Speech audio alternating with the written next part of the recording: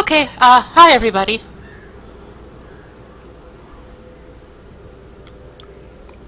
My sentence just died on my throat. Oh, I'm still a little tired. I'm okay. Okay,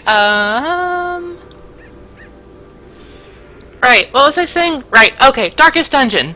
As you can see, we have all the DLC enabled.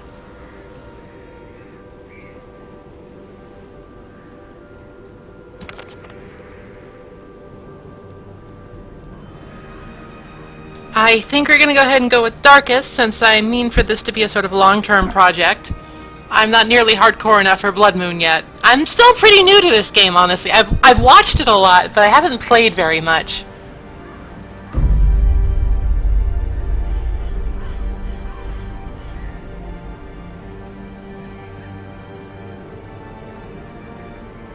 So, for this stream, there's going to be a little bit of a gimmick.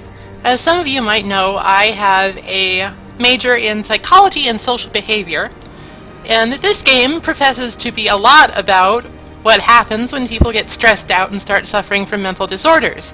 And I'm going to take a look at that and see how honest, accurate, and/or respectful they're being, and try and set a few things straight as we go along.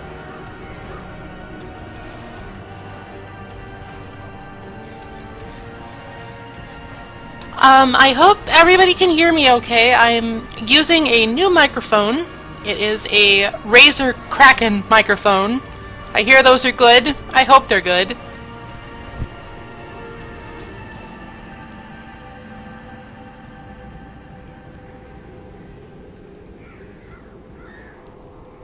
I have struggles with audio issues whenever I do anything.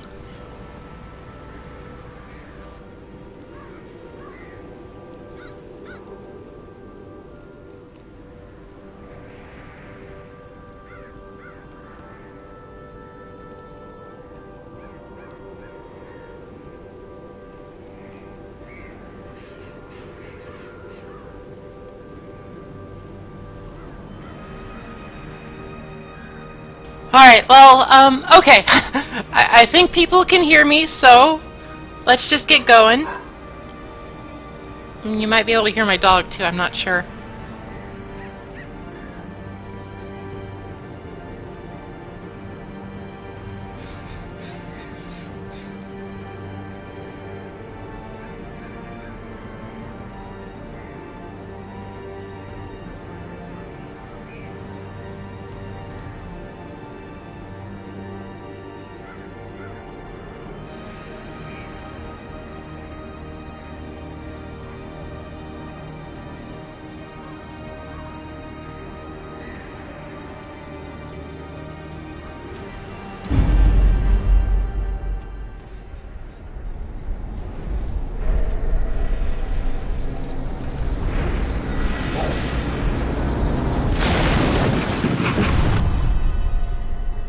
You will arrive along the old road. It winds with a troubling, serpent-like suggestion through the corrupted countryside, leading only, I fear, to ever more tenebrous places. There is a sickness in the ancient, pitted cobbles of the old road, and on its writhing path you will face viciousness, violence, and perhaps other damnably transcendent terrors.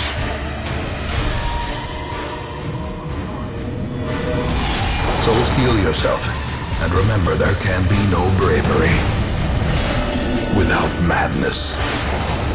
The old road will take you to hell, but in that gaping abyss, we will find our redemption.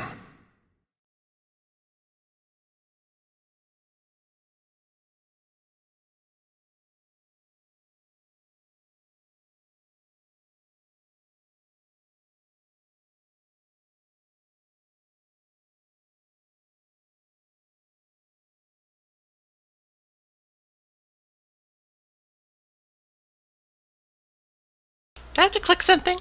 Like I said, I haven't played this game very much, so it'll be a bit of a relearning experience.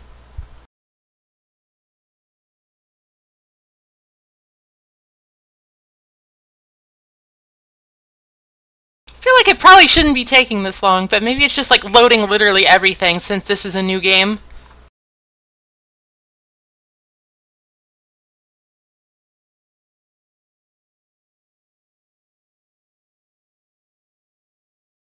I mean, it's mostly supposed to be Massachusetts or some... Oh, here we go.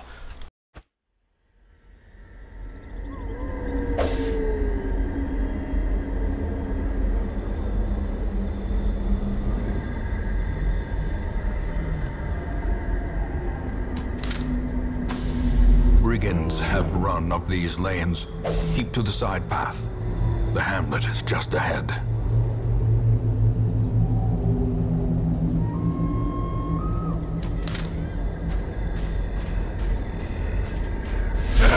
Dispatch this thug in brutal fashion, that all may hear of your arrival. Feeling quite bloodthirsty today, are we, Grandfather?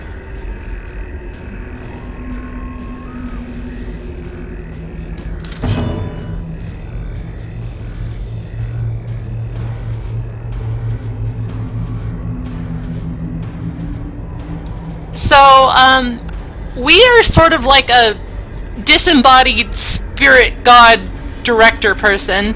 These are our trusty heroes who are fighting on our behalf. Dismas and Renault, I believe.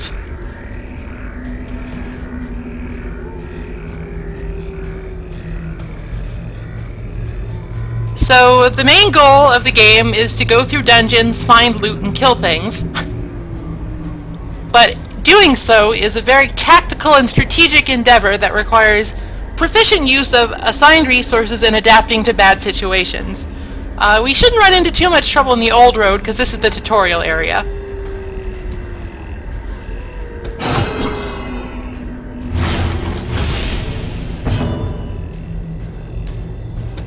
Their formation is broken.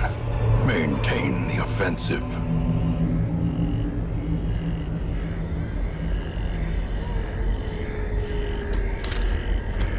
We got some shinies.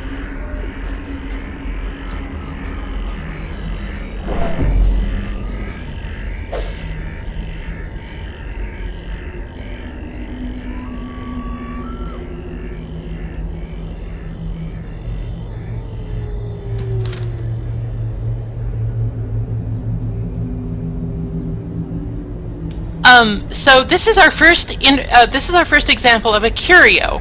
A curio is an interactable object in a dungeon that you can have one of your heroes look at and have things happen.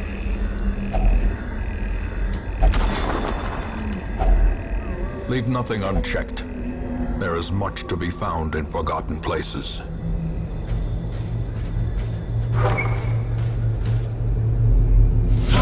An ambush. Send these vermin a message. The rightful owner has returned, and their kind is no longer welcome.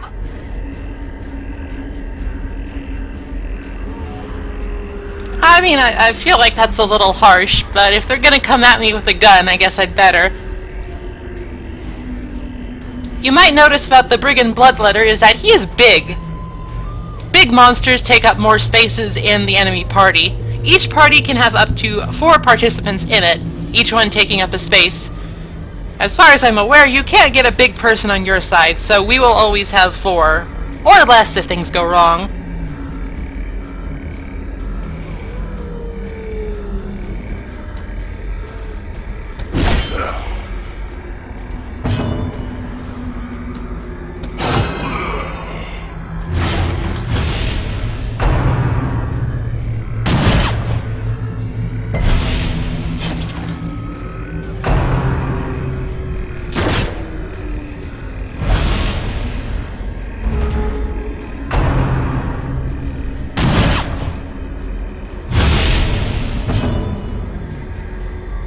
Yeah, this game is actually a lot like...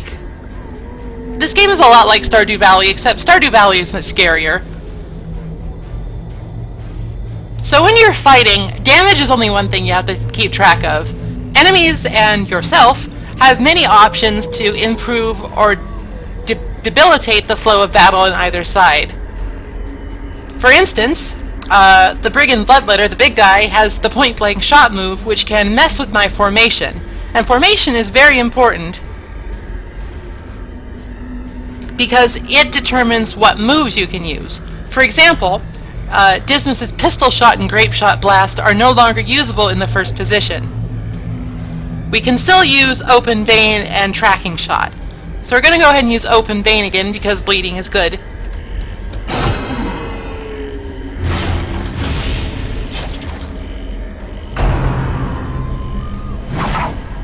Oh, nice. That attack does stress damage, so it's good to avoid it. Fortunately, Reynald can still use everything in position 2, so I'm just going to hit this guy with a sword and be done with it. Prodigious size alone does not dissuade the sharpened blade.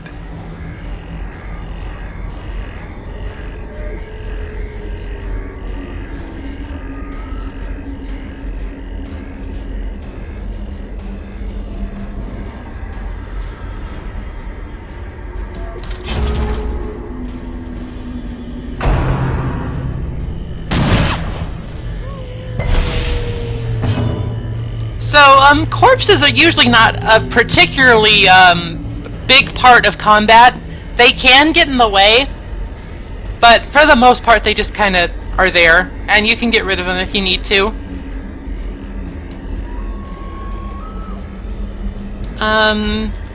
Actually I think I'll just switch positions.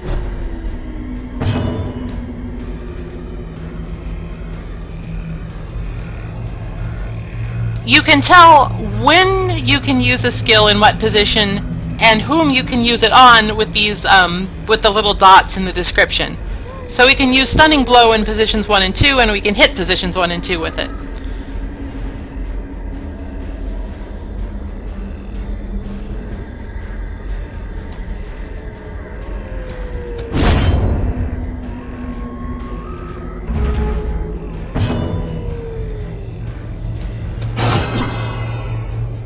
Controlling your position and the enemy's position is one of the really important things in this game, as opposed to other games of its kind, I think. Confidence surges as the enemy crumbles.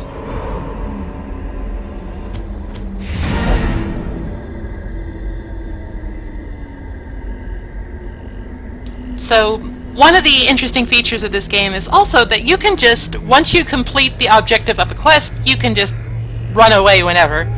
So you can either keep going and exploring, or you can beat a hasty retreat, depending.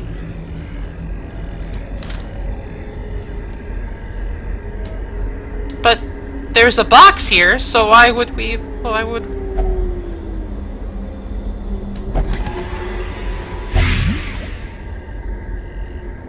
Alright, so I probably deserved that. I knew it was going to happen, but I wanted to show off that Kyrios can be trapped and can be, deleterious.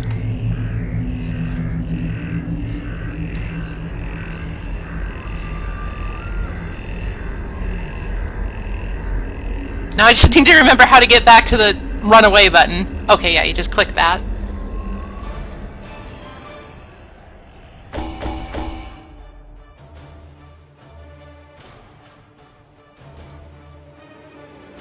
Gold greases palms, builds empires, and instigates murder. We're gonna want a lot of it, of course, because we need to have a lot of murder happen to reclaim our estate. Okay, now, here's the good shit. At the end of dungeons, and when certain events happen, our heroes get quirks. And quirks can be any number of things. Such as Fear of Mankind, or Nymphomania. Or Necromania. We also gained a Resolve level, which means we're stronger. And we can do more stuff.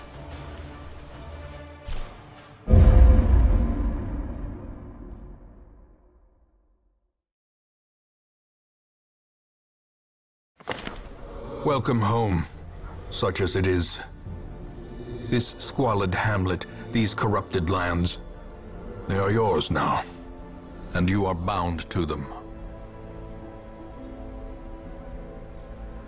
So here we have our quest goals. We can sort of use these as a vague sort of guide to direct our first explorations and make things a bit more goal-oriented instead of just sort of flailing about at random. So the first thing we want to do is successfully complete our first foray into the ruins.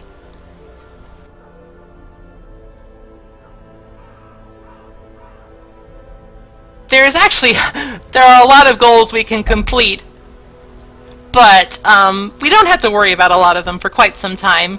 This is mostly just to give you an idea of what you need to do.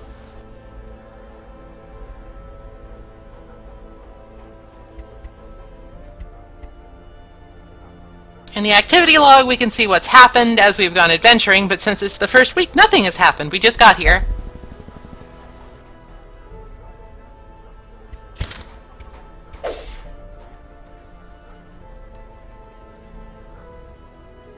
If I forget how to play the game, the H button is there to help me. Good to know. I forget things.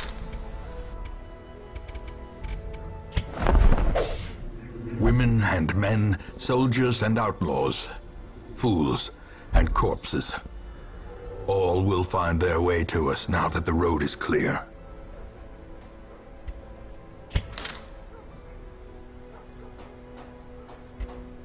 So the stagecoach is where we get new people to throw into the meat grinder. Well, hopefully not. I try to be more careful than that. I believe that in normal games you always start with a plague doctor and a vestal, so let's go ahead and recruit them. What better laboratory than the blood-soaked battlefield?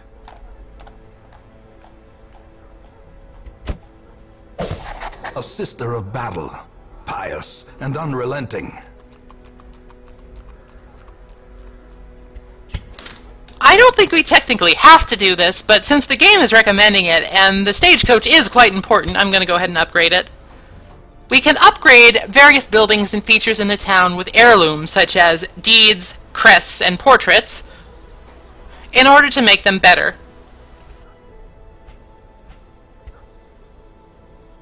So if we upgrade the stagecoach network, we can increase the number of available heroes next week to 3. Great heroes can be found even here, in the mud and rain.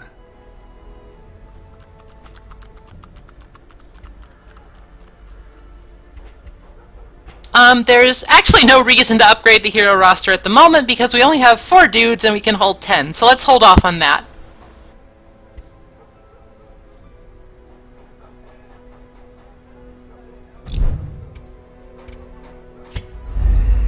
In time, you will know the tragic extent of my failings. That's basically my Twitter bio. The Ancestors memoir sort of serves as a repository for all of the cutscenes and stuff that we will come across throughout the game. We also get this very kingly-looking statue of the Ancestor, who is the guy who is narrating all of our shit. He's kind of fucked up, but he tries hard.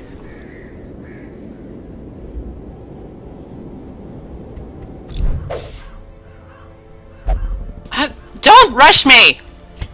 I'm explaining things. This is the one thing I'm good at. Most will end up here, covered in the poisoned earth, awaiting merciful oblivion. The graveyard is fortunately empty at the moment, but this is where all of the people that die because of my failings will go. So we can always come back and be reminded of my gross incompetence.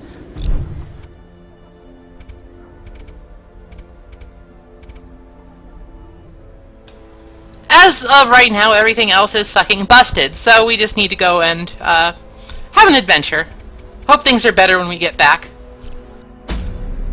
A mecca of madness and morbidity. Your work begins.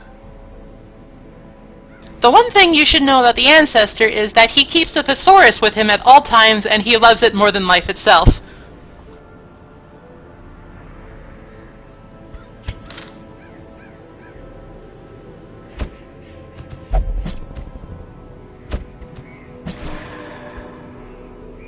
The first party we can make, some parties of specific composition will have pre-named names to them. So this is the usual suspect, because it's sort of like this is what is sort of expected to be the default party of the Crusader, the Highwayman, the Plague Doctor, and the Vestal, because it's got Brawler Man, Shooter Man, Poisony Woman, and Healer Girl.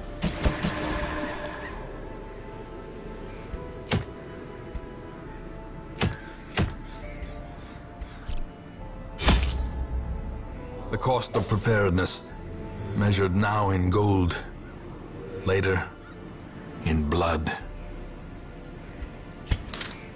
So, provisioning for the journey is an important part.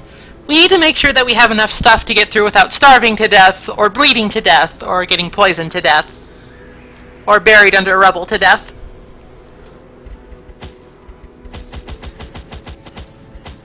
Now, I'm a cautious sort, so I tend to take more than what I need.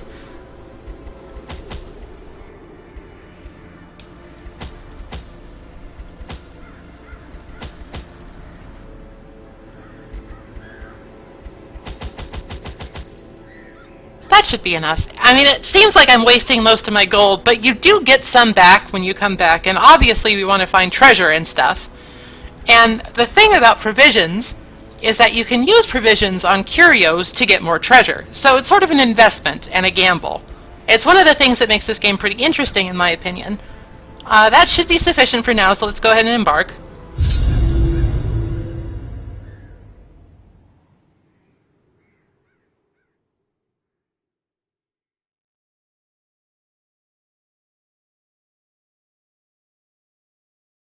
So let's talk a little bit more about quirks. The quirks that we received for Reynold and Dismas are somewhat interesting. All the quirks in this game are basically based upon real things, but obviously you don't get necromania by killing a fat bandit in the woods. Or maybe you do. I don't know. We didn't really go over that one in 101.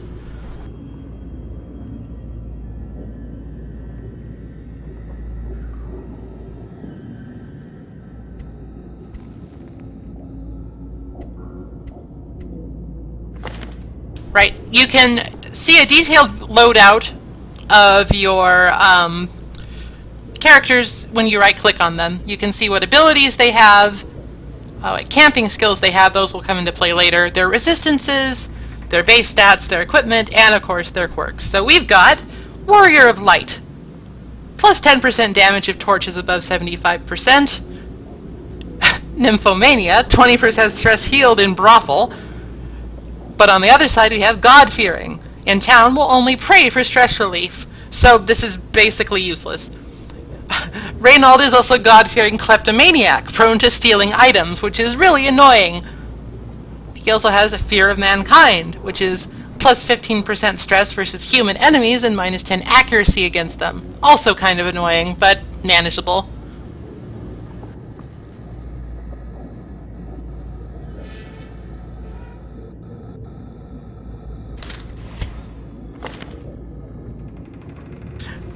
Dismas is a known cheat, which isn't so much as a mental disorder as a moral flaw, and he is not allowed to gamble while in town.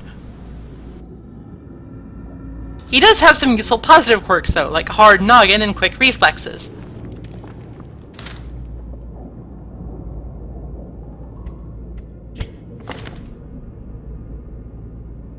Our Plague Doctor is obsessed with killing, but is a weapon tinker, and thus will have cheaper weapon upgrades at the blacksmith when that becomes available.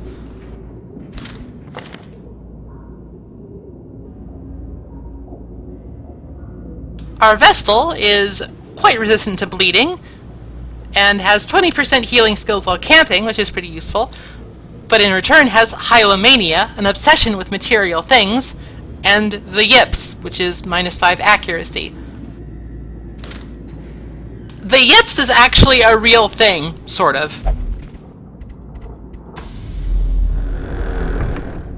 Basically, from my preliminary research, I discovered that the Yips is a term for something that happens to professional athletes or otherwise skilled individuals that suffer from a decrease in motor skills or general aptitude at their sport of choice.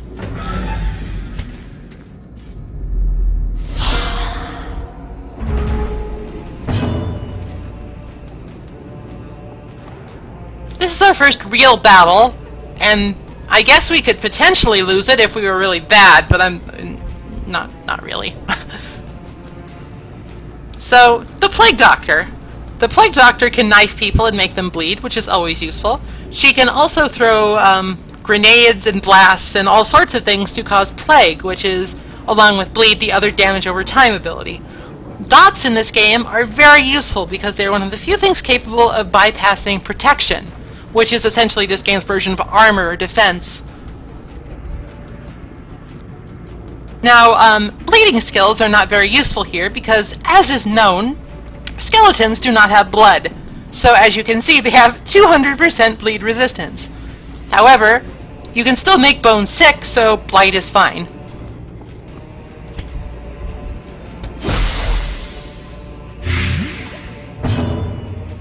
Just so. You can see how much damage they will take per round by mousing over the little icon below them.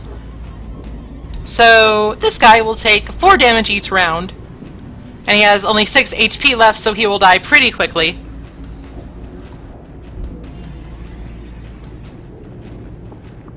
Now, as noted, bleeding is useful, so open vein won't do anything here, so we shall instead go with the powerful element of gun.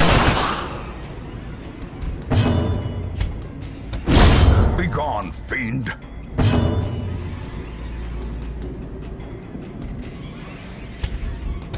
Confidence surges as the enemy crumbles.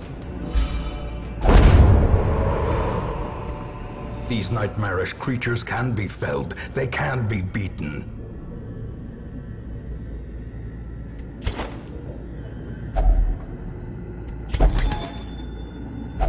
Wealth beyond measure, awarded to the brave and the foolhardy alike.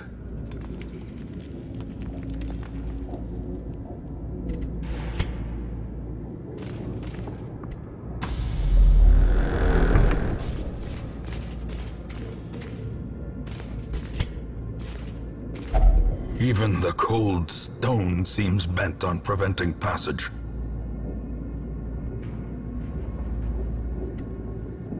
So this is why we bring shovels.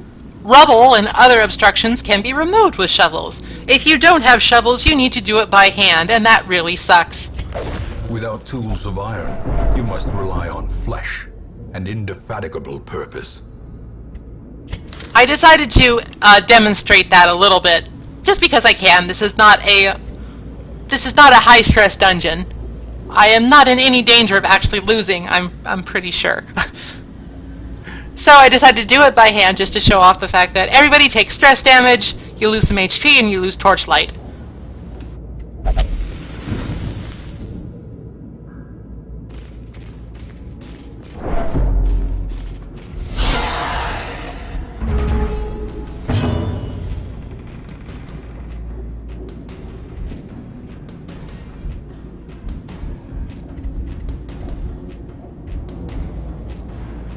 We have a new enemy here. Well, 2 new enemies, but this guy's basically just that guy, but stronger.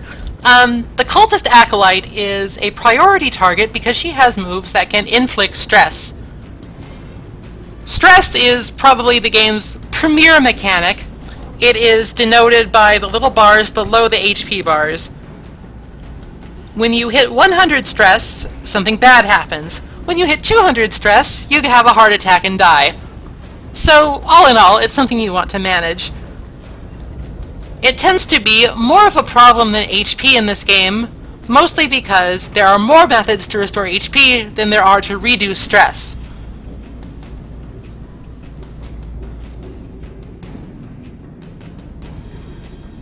So with that in mind, you usually want to take out stress-inducing enemies first, if at all possible. So let's go ahead and do that, by once again using the powerful spell of gun.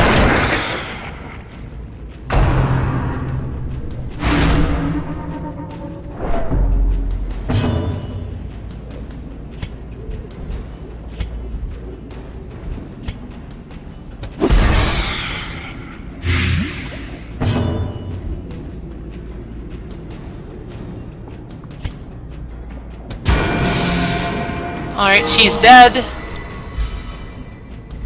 Critical hits exist in this game, and they are quite useful because not only do they do more damage, they will also relieve stress.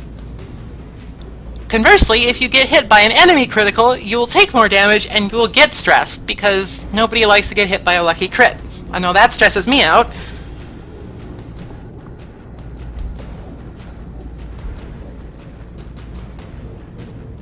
So, the Crusader has a unique sort of hidden attribute in that he does extra damage against enemies that are classified as unholy, like Skelly Bones. So we can do a lot of damage to these two with Zealous Accusation. Executed with impunity.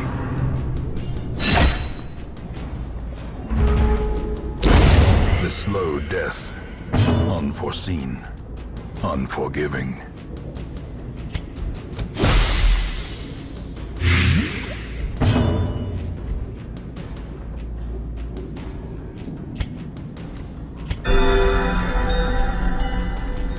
The Vestal's primary use is that she has a bunch of useful healing skills. Though she can also do quite a bit of damage if you spec her out properly, and Judgment is just useful because it also heals you while doing damage.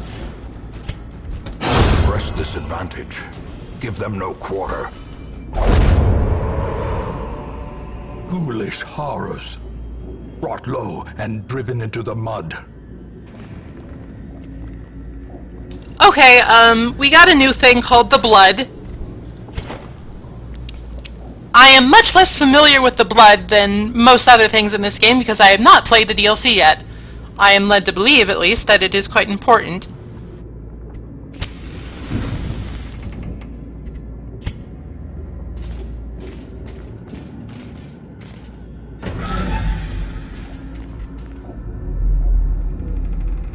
Another thing that is important is Torchlight.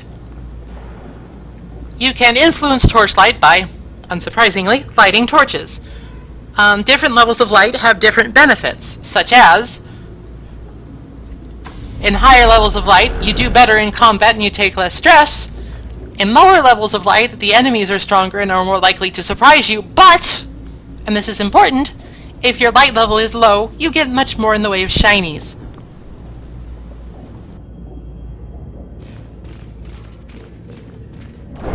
So intentionally going dark is a valid, if risky, strategy. Oh, you fucker!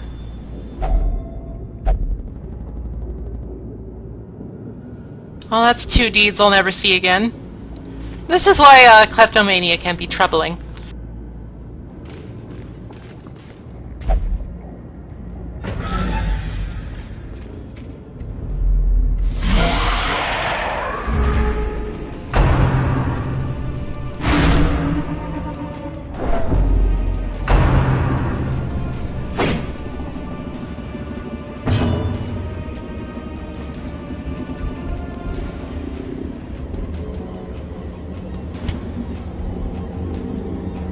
Since it's darker and there's more enemies, I'm gonna go ahead and hit the Cultist Acolyte with a tracking shot to buff my accuracy.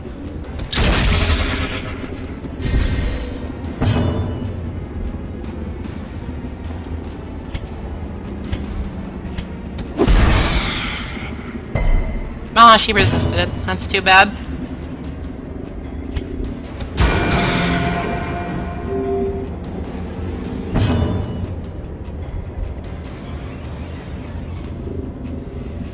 Here's another important thing about this game, and that is called action economy.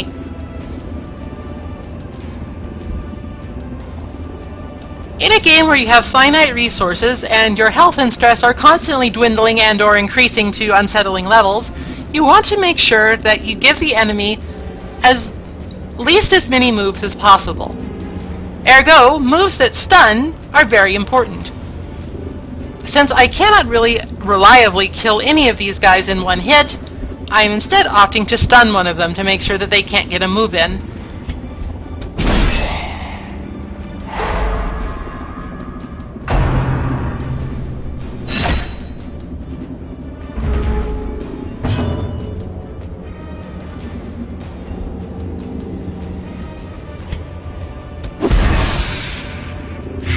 Alright, she's dead. That's lovely.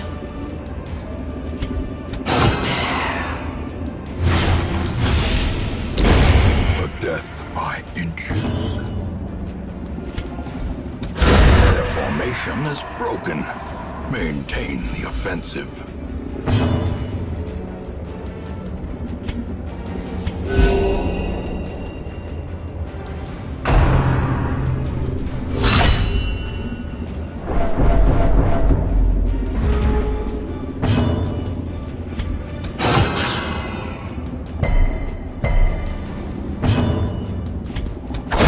Continue the onslaught. Bleeding skills are ineffective against skeletons, but they still do damage, so they're not totally useless.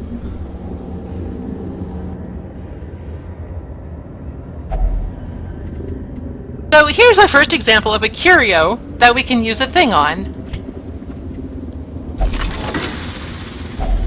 Glittering gold, trinkets and baubles. Ooh, that's actually good. Paid for in blood.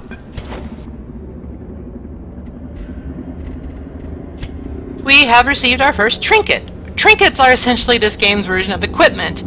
They confer bonuses and penalties as appropriate upon the heroes that equip them. The key to using trinkets correctly is prioritizing what you want to do and choosing trinkets that complement that while giving you the least amount of penalties. So, this flashfire gunpowder, which gives plus 10% damage to rain skills, is pretty good and probably outweighs the stun resistance.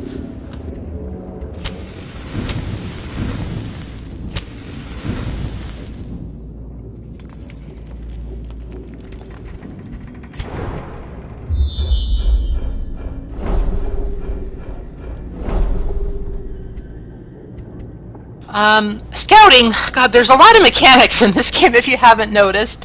Scouting is something that can happen at random, depending on your torchlight and various other factors. It will reveal the various things in the rooms ahead of you and the hallways, including revealing traps, which is very useful.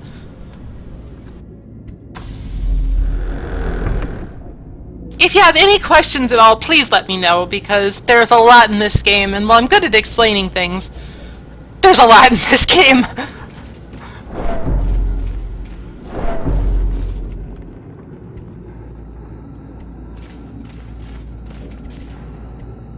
So this is a trap. If we walk over it, one of our heroes will get owned by a trap, and we don't want that. So instead, since we scouted it out, we can instead try to disarm it.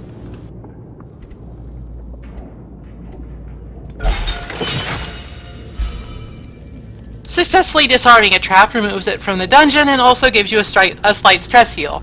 So scouting out traps while you have somebody like the Highwayman, who is good at disarming them, is actually kind of a good thing.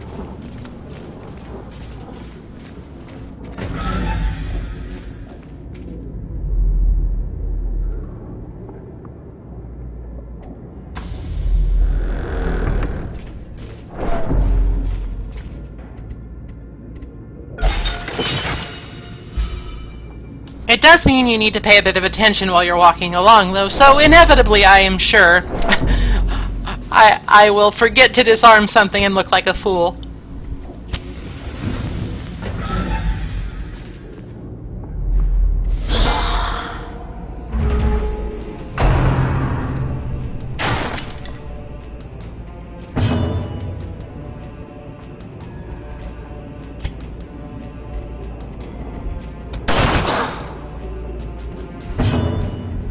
Now, because I am an MMO player, I tend to value AoE skills more highly than I otherwise would.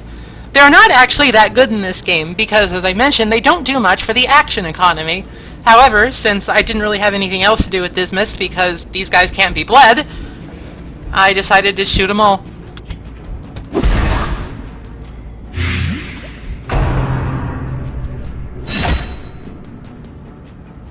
The Bone Arbalist is not particularly dangerous, but he's quite durable and he can hit basically everywhere, so he is more dangerous than these guys, at least in my opinion.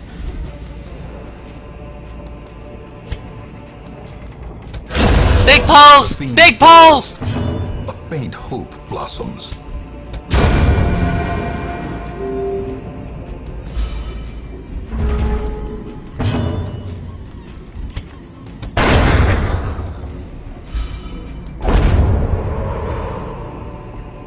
Remind yourself that overconfidence is a slow and insidious killer.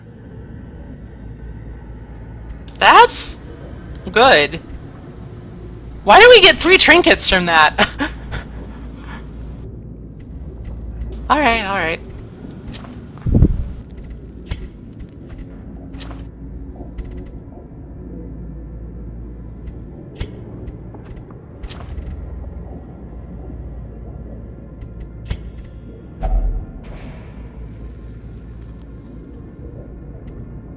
I believe we can use holy water to increase the effects of this.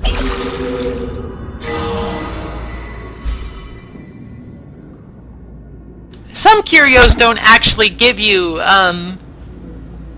treasure, but they have other beneficial effects like healing or stress relief.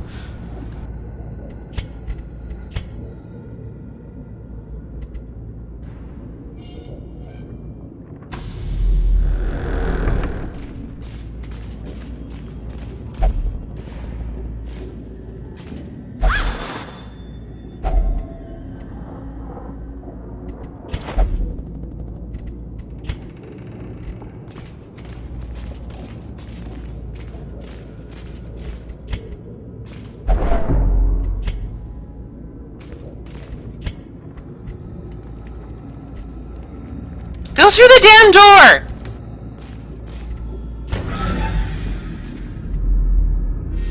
Sorry. Okay, so, one thing you can do in this game is walk backwards. It causes stress relief, it causes stress gain if you do it for too long, but if you do it over short bursts like that, it just saves you on travel time and is overall probably better.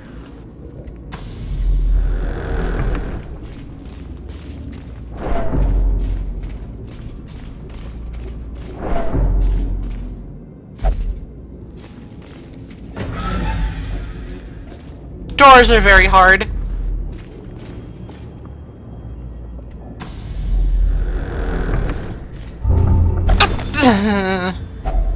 Packs laden with loot are often low on supplies.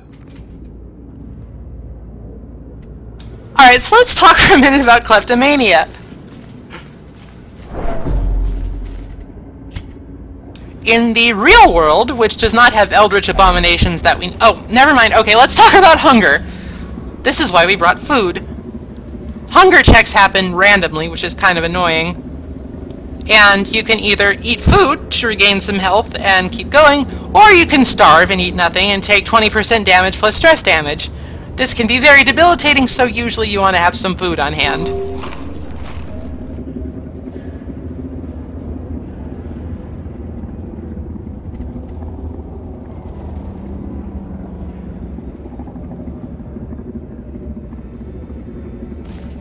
You can also use food as a sort of one-time off slight heal if you're in desperate straits of needing to recover some HP out of battle. It's kind of inefficient, but it can save your butt, so...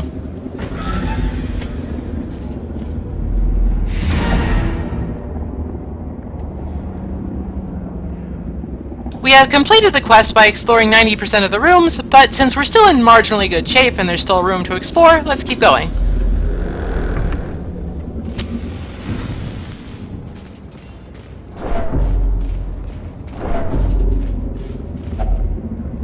This time, I will use a shovel.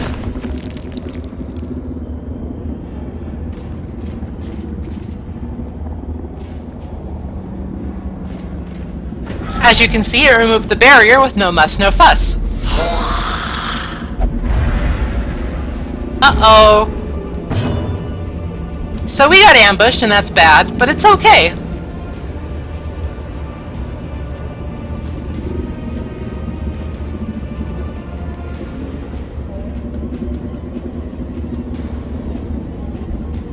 Alright, how do we want to tackle this? Alright, so the Bone Courtier is a big pain in the ass because he can do stress damage and it's just kind of annoying in general. Look at that guy. Look at his hat. His hat offends me.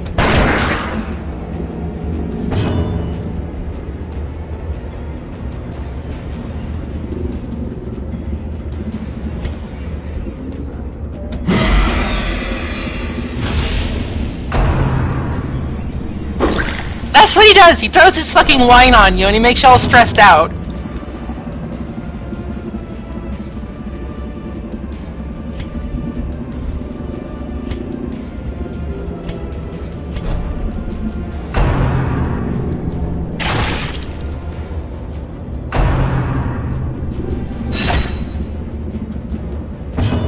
Alright, so Ronald can do literally nothing from here, so let's move him up.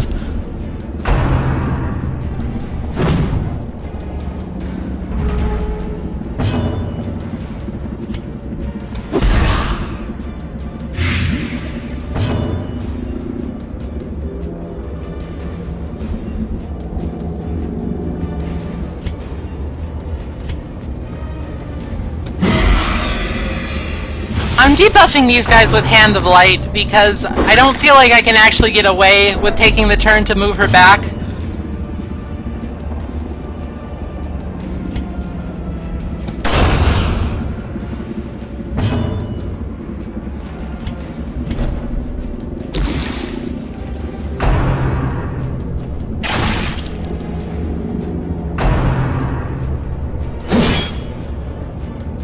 This is the last fight in the dungeon, and HP damage doesn't actually, like, stick, so I'm not very worried about any of this.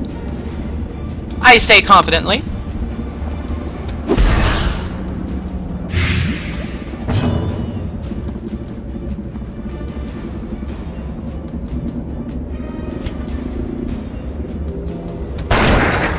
That'll take care of him. Great is the weapon that cuts on its own.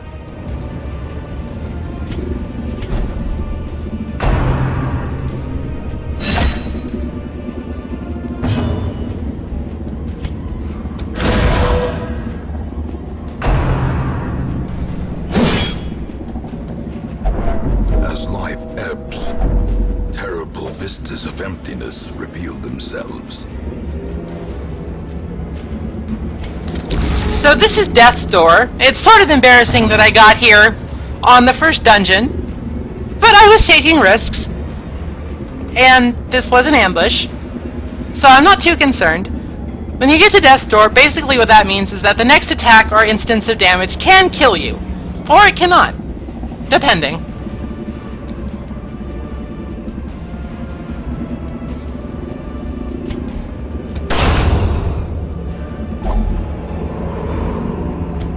Success so clearly in view. Or is it merely a trick of the light?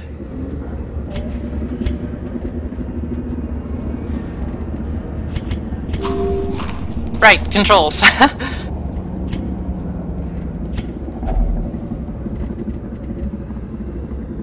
Use other skeleton key.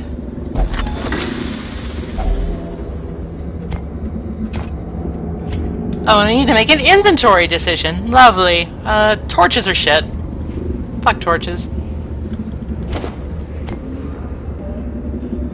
Alright, so, first dungeon done.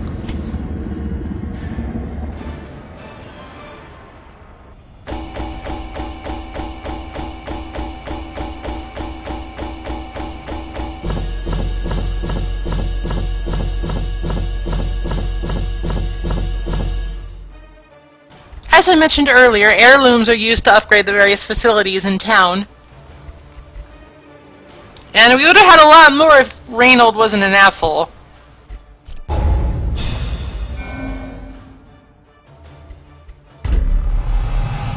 Oh, but he's a tough asshole, so that's good. Nocturnal is fine. I'm nocturnal. They're both nocturnal. I'm contagious.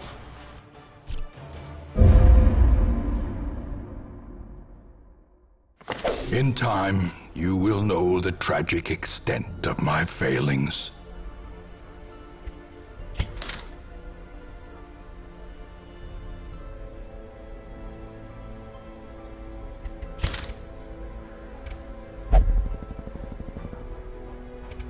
Oh, you're fine.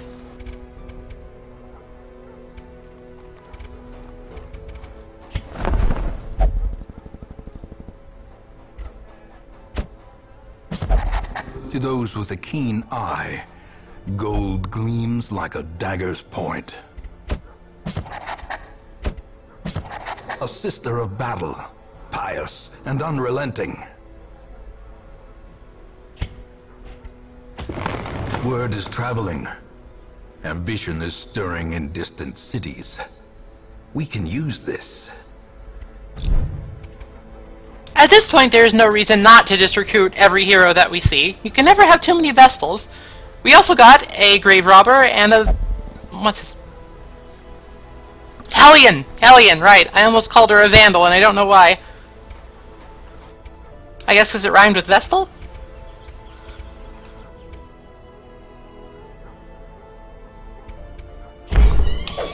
Fresh kegs, cards, and curtained rooms promise solace to the weary and broken alike.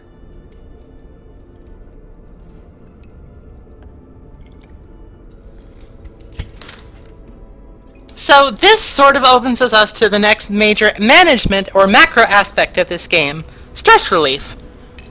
While there are ways to reduce stress while in dungeon, the best way to do it, or at least the most efficient way, is to simply send a hero to one of the on-site facilities to have them relax. You can send them to the bar to get drunk, you can have them go gambling, which in my opinion is not very stress relieving at all, but, you know, you can send them to the brothel for the pleasures of the flesh if you are so inclined.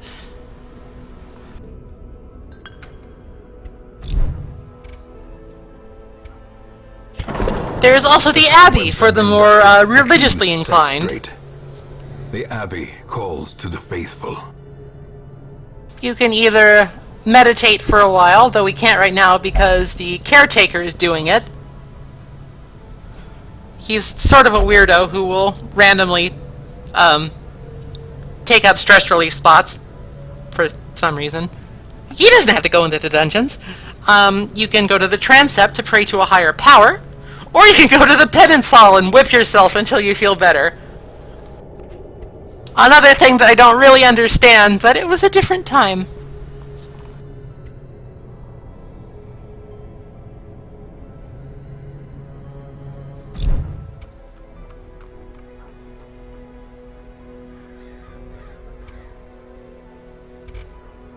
Now, each of these activities does require some gold.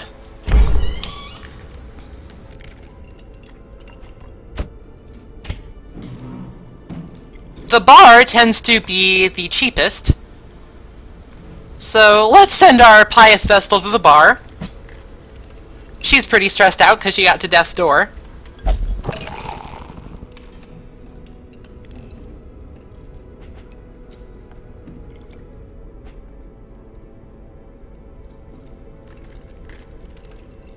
Our Plague Doctor can go gambling.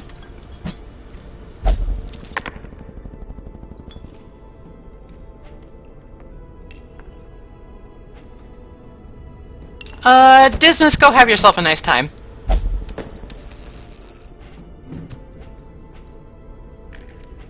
Renaud is still doing fine.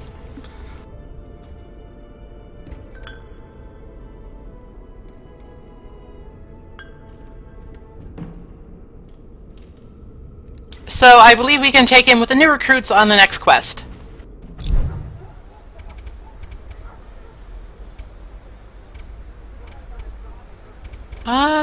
That's about all we can do.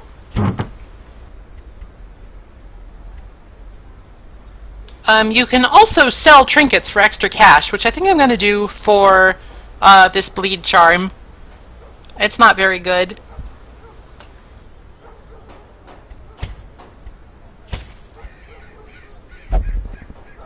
We don't have a man-at-arms yet, but that's a decent trinket, so I'll keep it for now.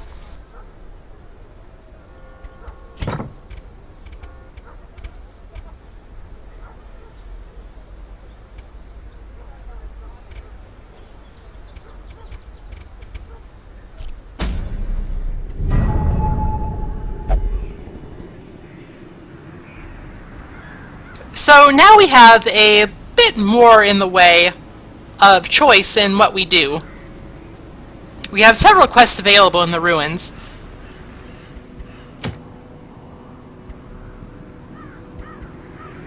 Which one we take depends on their rewards.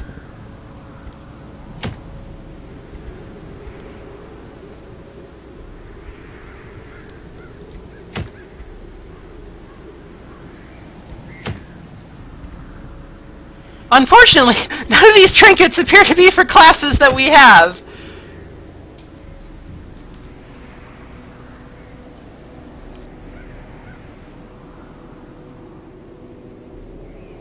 in the interest of getting something that we can use, we should probably just scout things out.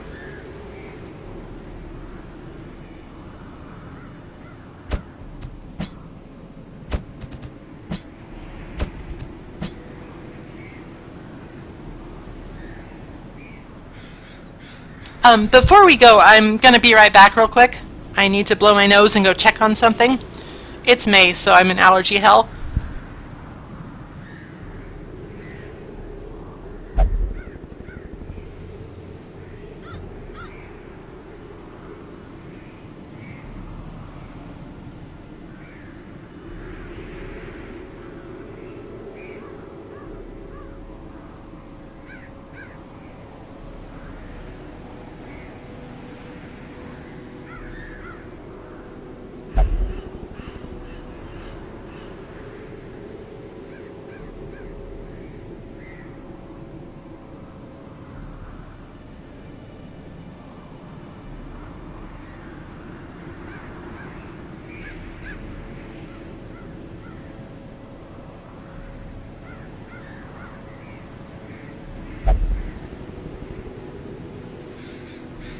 Okay, sorry, I'm back. All is well. I blew my nose, everybody's fine. Hopefully I sound a little less stuffy. That will last for probably all of 10 minutes.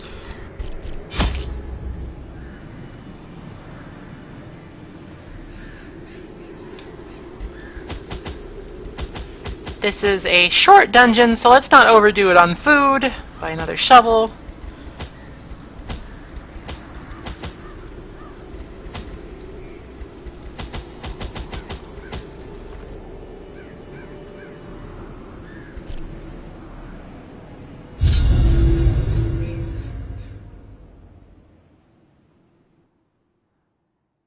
Now, as I've said before, I'm not an expert at this game. I probably won't be for quite some time. I've watched a bunch of it, but some of the finer details, like managing my money in terms of what I get and bring along, that will come with time. The halls of your lineage once familiar, now foreign. Grandpa, I've never been here in my life. So let's check out our new heroes now in the dungeon instead of the hamlet, because I'm smart. Autotomonophobia is plus 20% versus human. Stress, I mean. But she also has Manslayer, so she's also quite effective against them in combat. So we've got some fairly severe misanthropy going on here.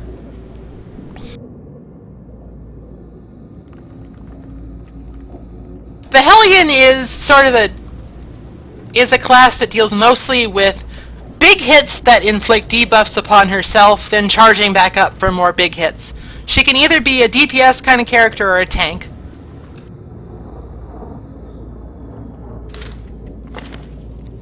The Grave Robber is just sort of a jack-of-all-trades, knife-throwing person. She can attack basically anywhere from anywhere, and has a bunch of useful abilities, such as Shadow Fade and Poison Darts.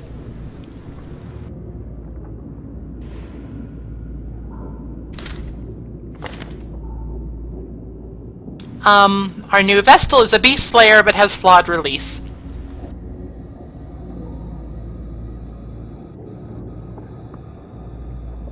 Ronald is the same as always, the fucking thief.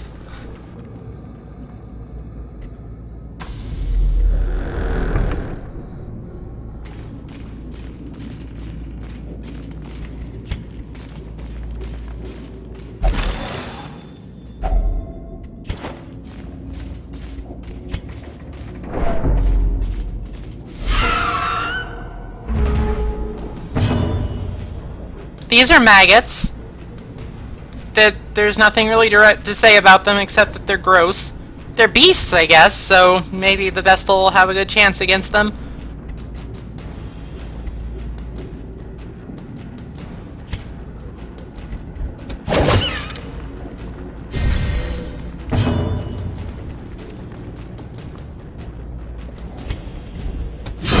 Be gone, fiend.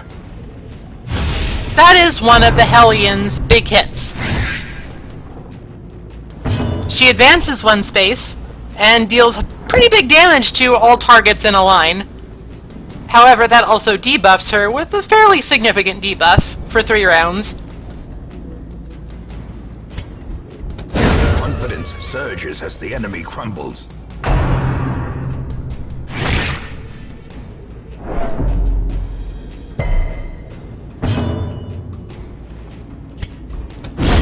Another abomination cleansed from our lands.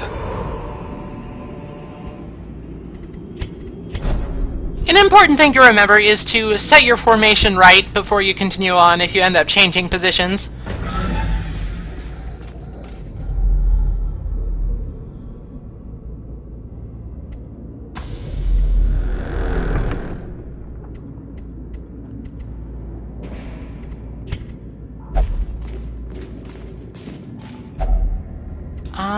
I believe medicinal herbs will make this better.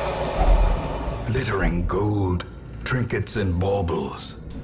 That was... Paid for in blood. I'm not even sure if that covered the cost of the herbs, but whatever. It's fine.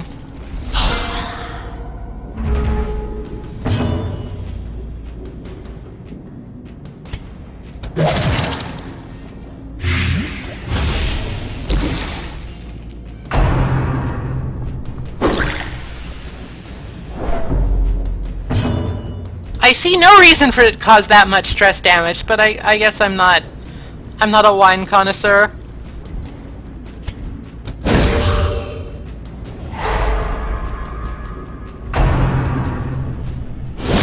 Dazed, reeling, about to break. Oh, you're fine.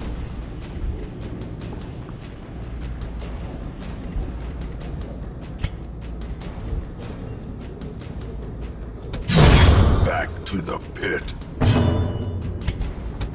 Another one falls.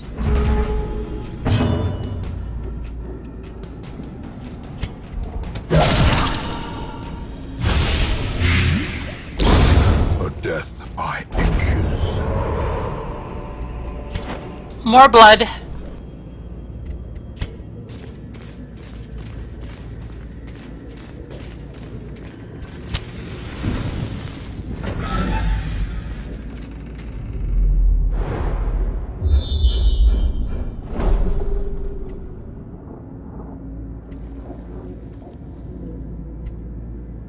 There's a curio this way, so I guess we better check it out. Even the cold stone seems bent on preventing passage. Oh, that was largely not worth it, but, you know.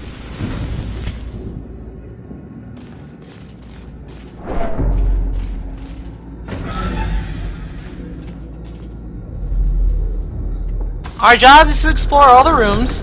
So explore them we shall.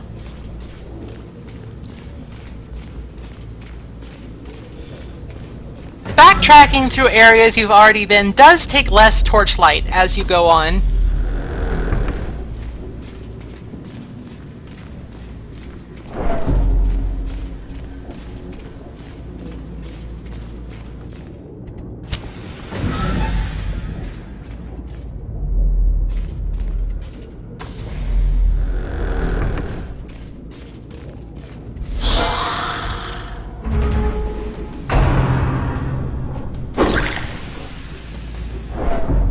I hate this guy!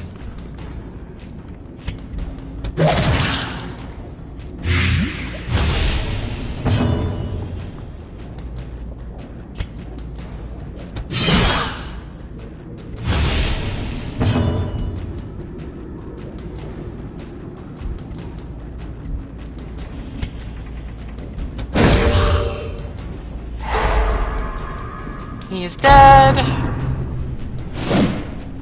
He's bad. He's good.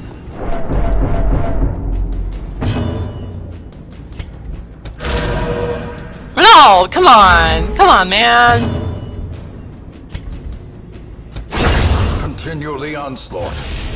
Destroy them all.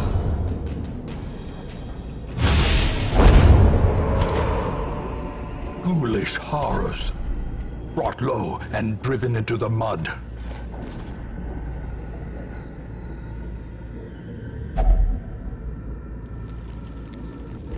I think I need more medicinal herbs for this, but bandages might work. Shit.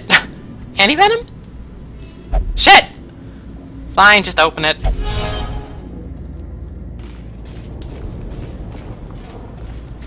I don't have an encyclopedic knowledge of all the curios yet.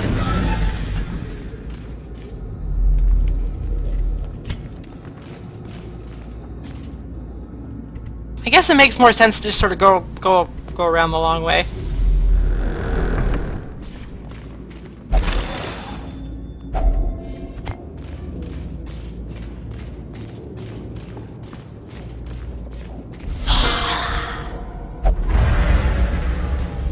I object to that, but okay.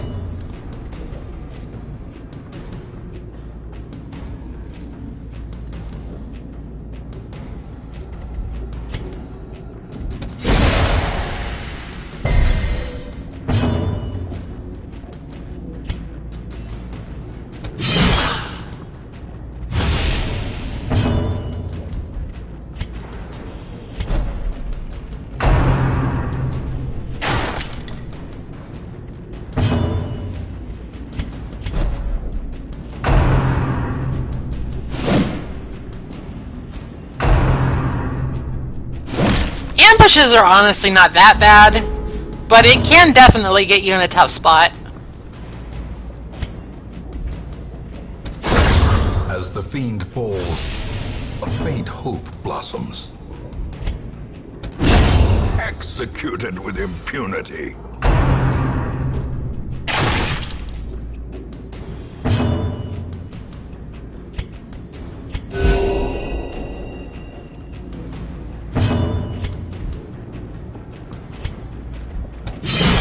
Aw, come on.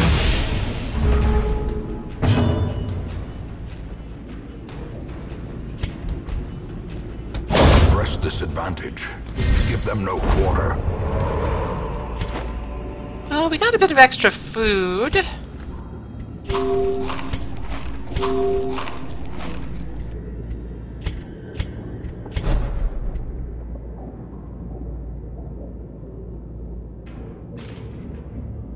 Oh, yeah, this is a new microphone. I'm not used to it yet.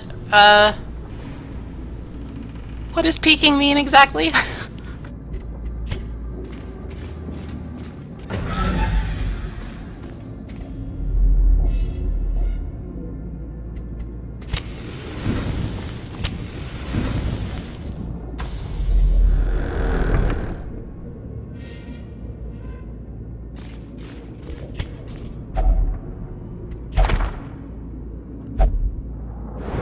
Don't say that! Scouting is good!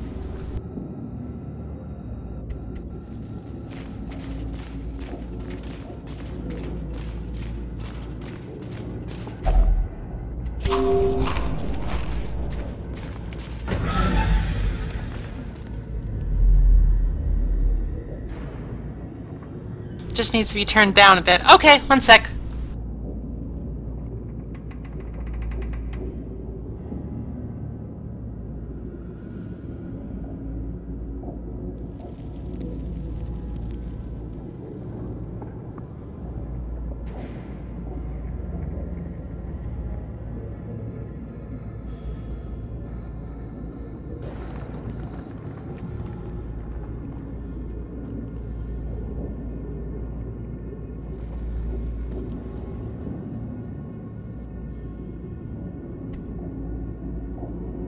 Messing with microphone stuff real quick. I'll be done in just a sec.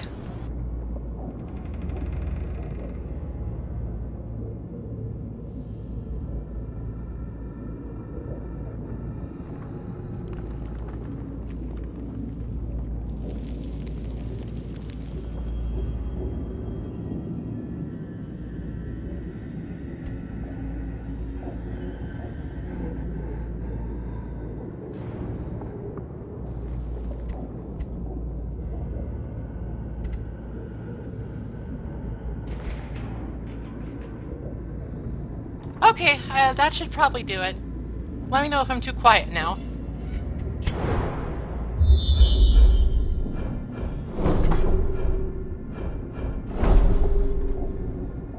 Looks like we're almost done with battles.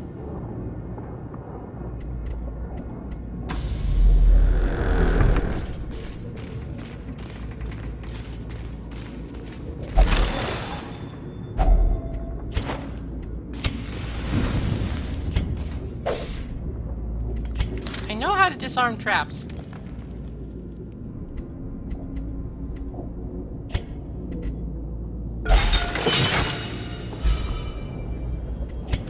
The Grave Robber happens to be very good at it.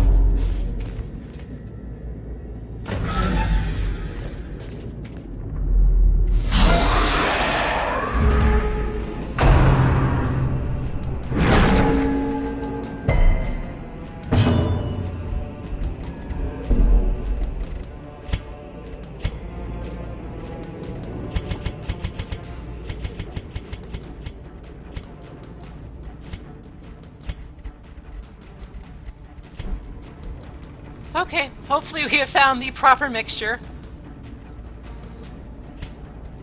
A singular strike.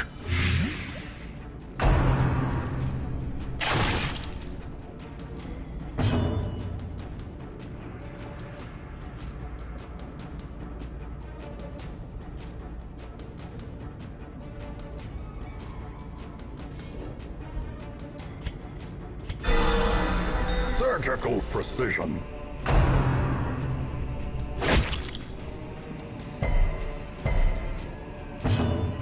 So, the cultist brawlers, I'm not sure if I've talked about them yet, they're fairly unremarkable. They just do melee attacks that can sometimes cause bleed.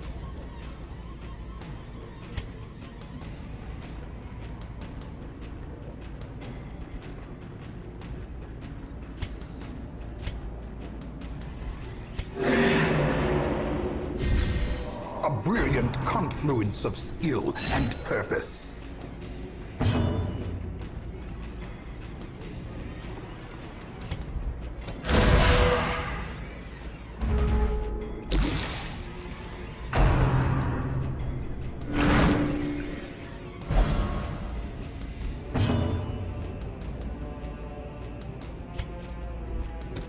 Their formation is broken.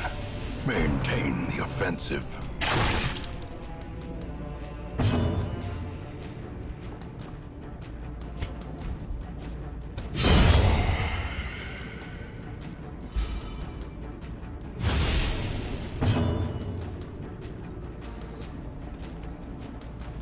One thing about this game that I sort of wish is that it was easier to tell who was going to go next and who wasn't.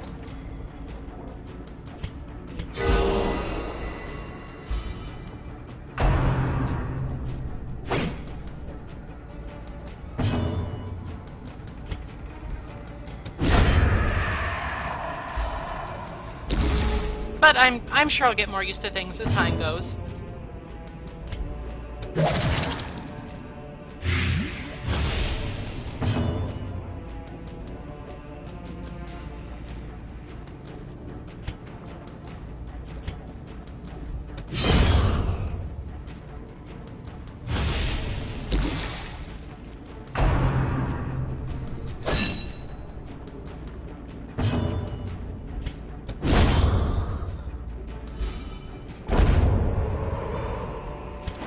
Wary. Triumphant pride precipitates a dizzying fall. Wealth beyond measure, awarded to the brave and the foolhardy alike.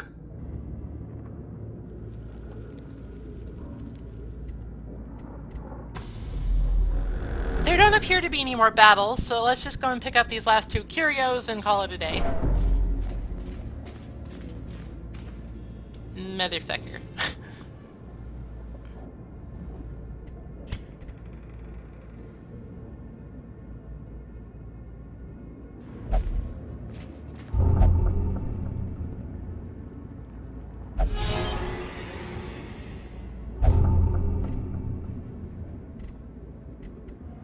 Unfortunate, but whatever. So that gave Valance claustrophobia, which is probably one of the more well-known phobias in the world. In terms of the game, it just means that we take more stress while traversing corridors.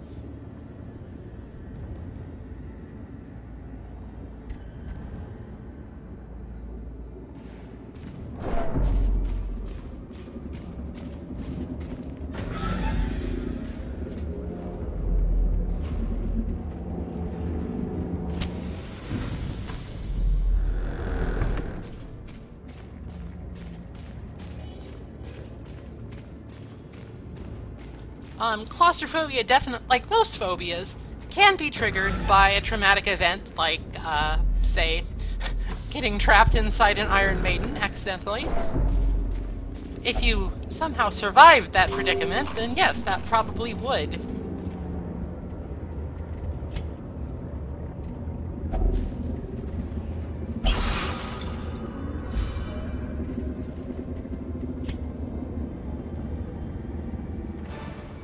The shifted corridors and sloped walls of our ancestry are beginning to feel familiar.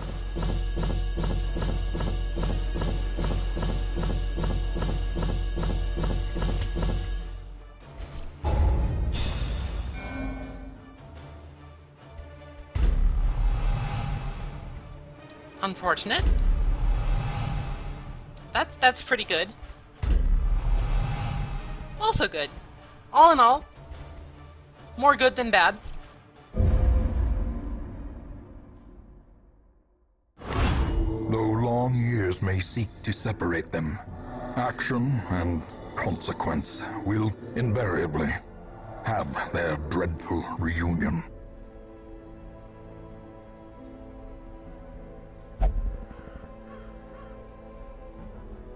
Alright, so this is part of the Crimson Court DLC.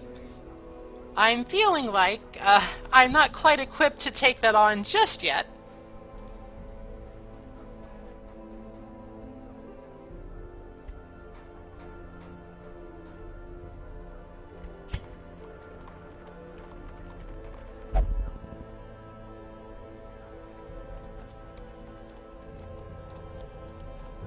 Oh no! Final is on a hot streak and refuses to leave the gambling hall.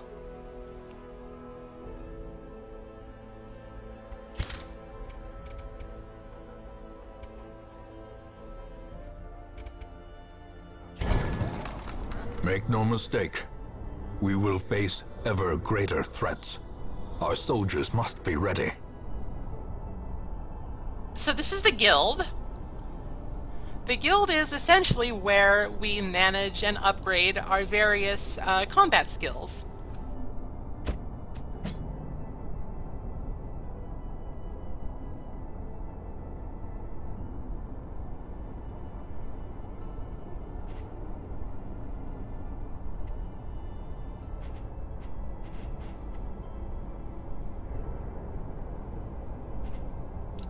Unlocking skills at the moment is a little bit expensive, so I will try to be a little bit frugal with it. But for the Grave Robber, I've always found the Grave Robber to be very useful, particularly because of the Pick to the Face skill. So I'm going to go ahead and unlock that.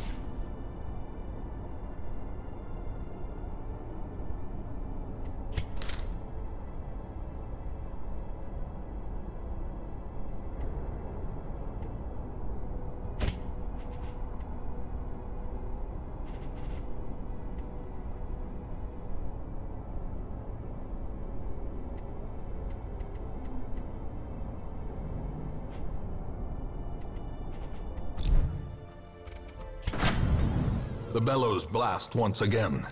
The forge stands ready to make weapons of war. The blacksmith is where we go to make our weapons better.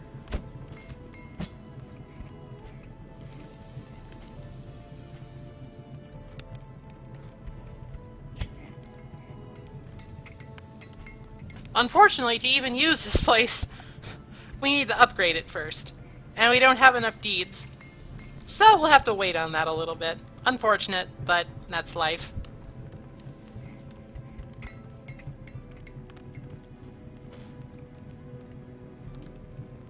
Or actually, I believe we can use this feature.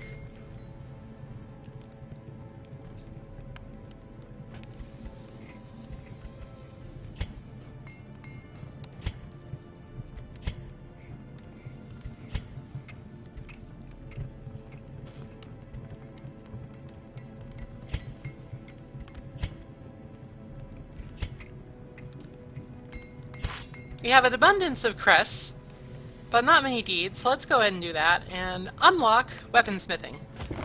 A sharper sword, a stronger shield, anything to prolong a soldier's life.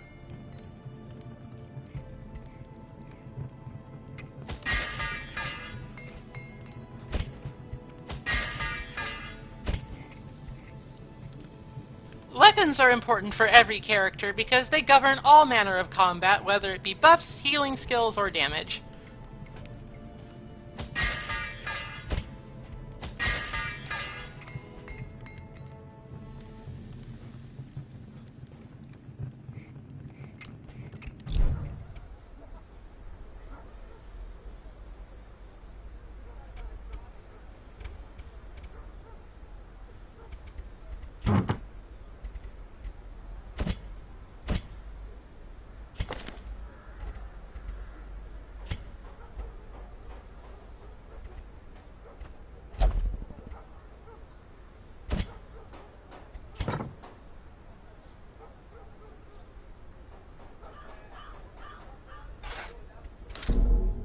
Money is still fairly tight at the moment, so I think I'll hold off on any more upgrades and instead favor just going out on another well-provisioned journey.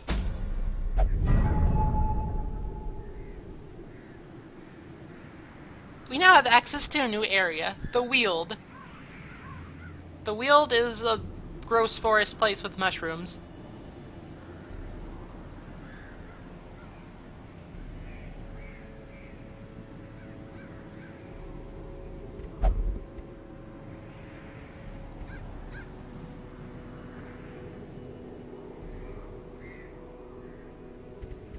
Like I mentioned before, the courtyard is a little above our pay grade at the moment, so let's leave that for a little bit. And instead check out the Weald.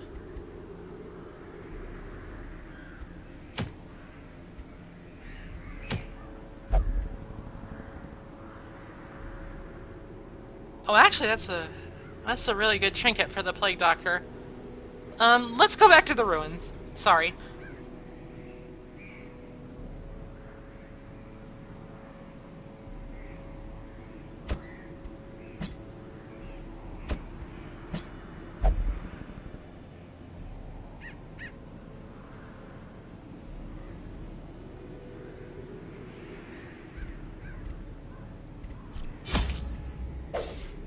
So this is our first medium mission, which I feel justifies going back into the ruins.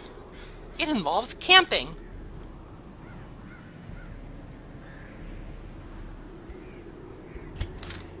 We'll get more into that a little later.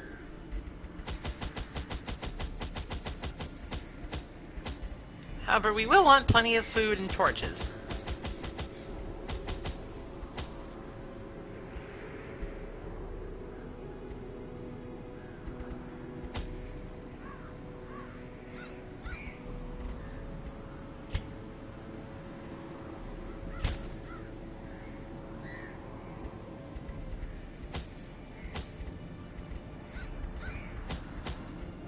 We're a little short on money, so we don't have much in the way of stuff that, like, will interact with curios, but we're just gonna have to deal with it.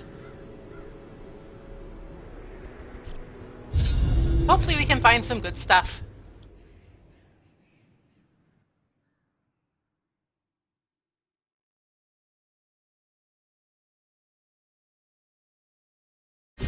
Pace out the halls of your lineage once familiar, now foreign.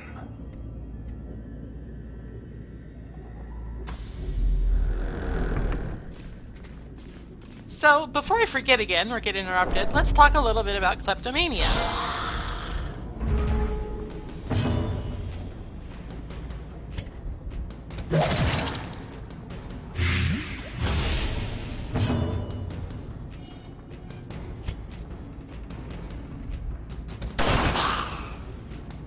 kleptomania is a sort of controversial diagnosis in the modern age.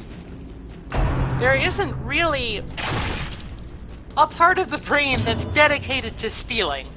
It's usually sort of more of a subset of a different disorder altogether. Like obsessive-compulsive disorder can sometimes, but not always, not often even, manifest in a compulsive behavior of stealing something.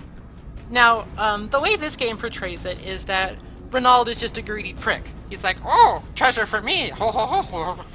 But that's not how it works. Kleptomania is a compulsion. It's like people will steal stuff without really even... Value is irrelevant. Just the act of stealing is something that is compelled by certain mental processes, be it a sort of comfort ritual or something else entirely. But Be gone, fiend!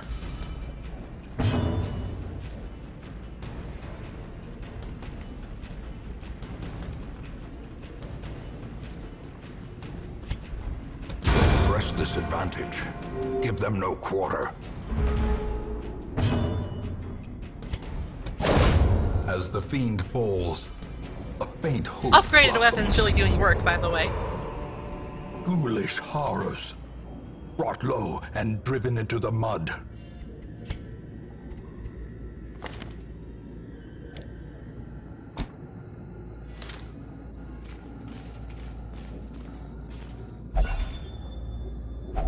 Wealth beyond measure, awarded to the brave and the Grandpa, it's foolhardy a alike. torch!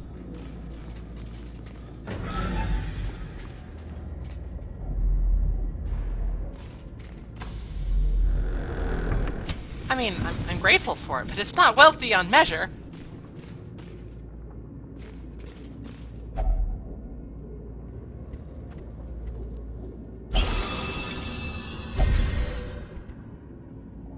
That's a pretty good curio to find early on. That gives you a buff of 30% damage until you camp.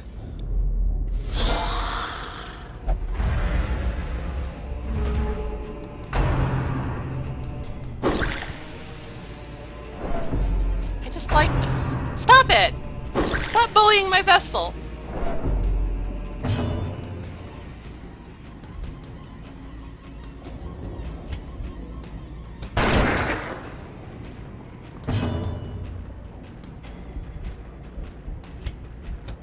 Another one falls.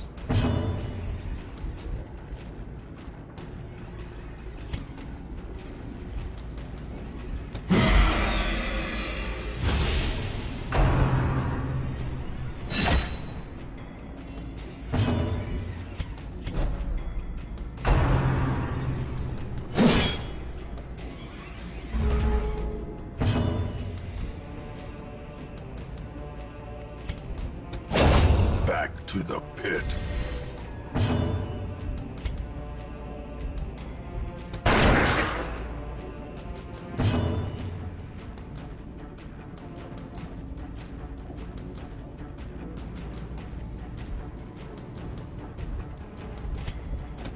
Their formation is broken.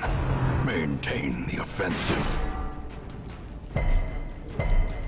I honestly kind of would have liked it if she got moved back from that. Oh well. Chop!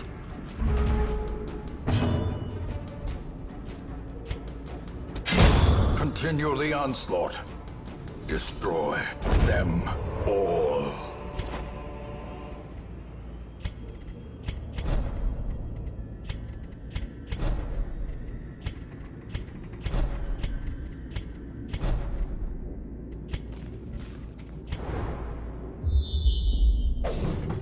Ooh!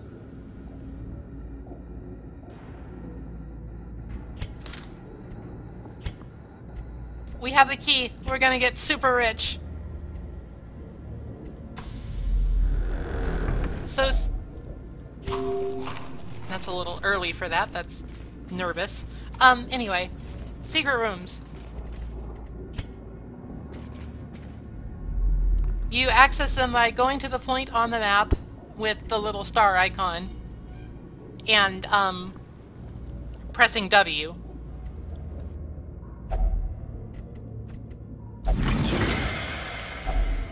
If only treasure could staunch the flow of otherworldly corruption. Well, that's a little disconcerting. We got a head.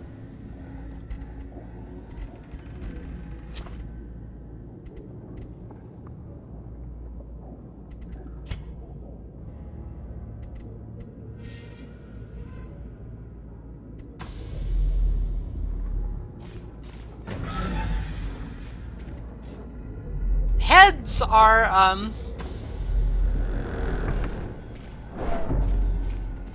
they're powerful trinkets. They're definitely powerful. But they all have the drawback of giving you more stress damage. So, it's something you need to be aware of if you want to equip them.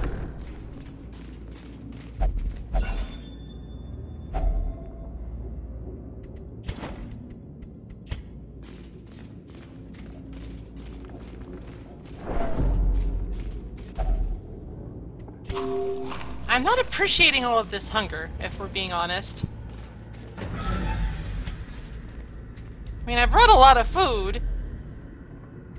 I just hope it's enough.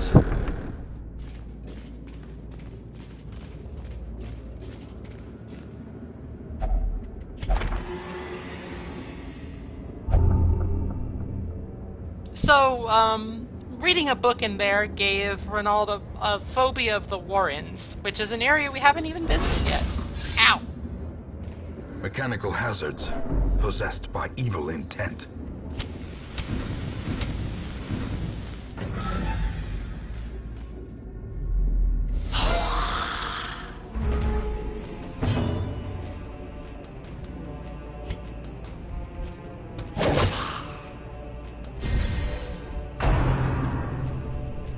Well, that's bad.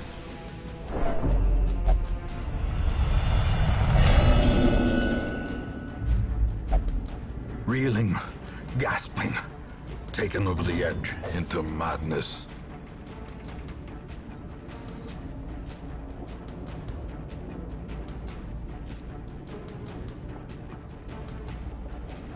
Alright, so this is another interesting feature of Darkest Dungeon. Afflictions. When stress reaches 100, your hero becomes either afflicted or becomes virtuous, depending on your luck. I was not lucky, so we got afflicted. Afflictions run the gamut of various interesting debuffs, and it's sort of like, okay, so the best comparison I can think of is, you know how when you trade Pokemon and you get one that's high level and you don't have the right badge? It's like that. They just, sometimes they do shit all on their own, and it's super annoying.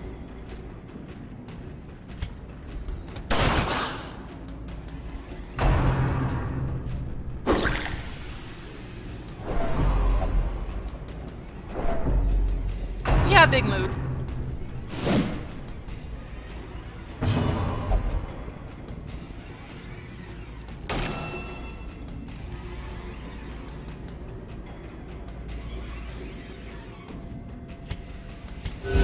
So, each affliction has different characteristics of what it will do. Another abomination, cleansed from our lands. And I don't really know all of them. I just know that they have different things. Executed with impunity.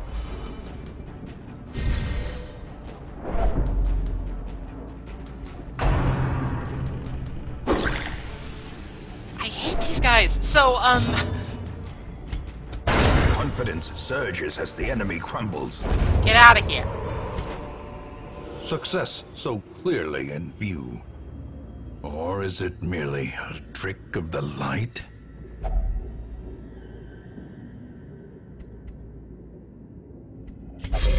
Treasure!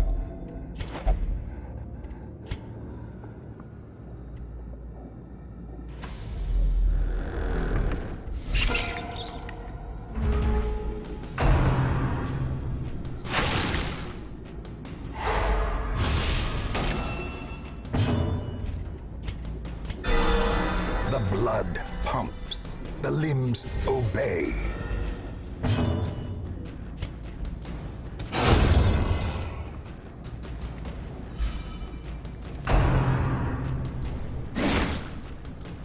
So, the affliction that we got is irrational.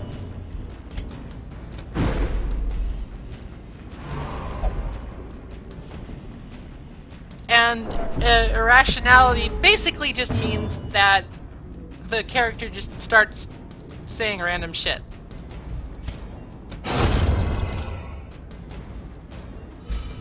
The whole idea of becoming irrational is sort of antiquated. These nightmarish creatures can be felled. They can be beaten.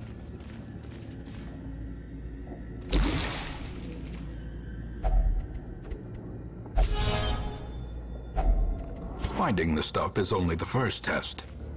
Now it must be carried home. A fortune, waiting to be spent.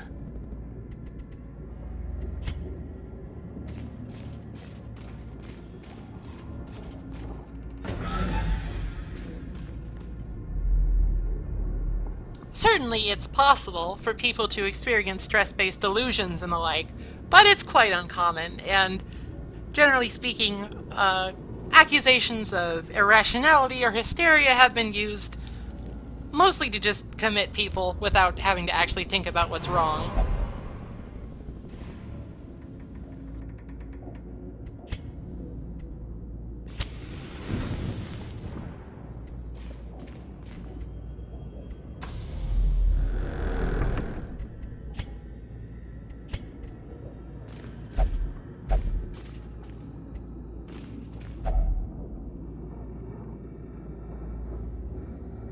Oh, we already used the holy water. Is this worth it? Maybe.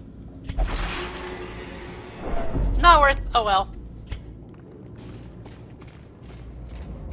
I will probably camp soon.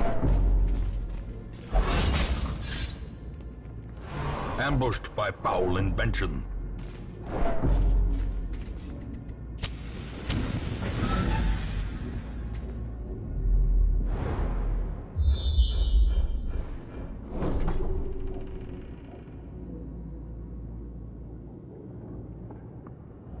Alright, we're about halfway through, so let's go ahead and camp.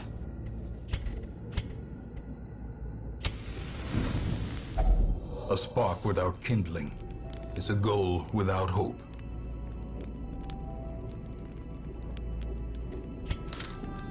Basically, when you camp, there are a couple of phases to it. The first is you eat something. You can either go for none, which is bad, half, which is neutral, full, which heals everybody a little bit, and feast, which heals everybody quite a bit and gives everybody -10 stress. Since we have enough, I'm going to go ahead and feast. I might regret that later, but I do really want the stress reduction.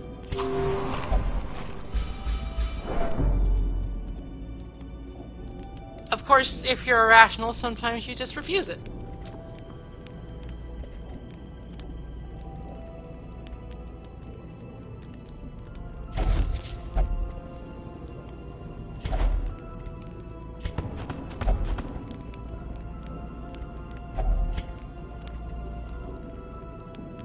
Now, one thing you do need to worry about when you camp is nighttime ambush. You can use a camping skill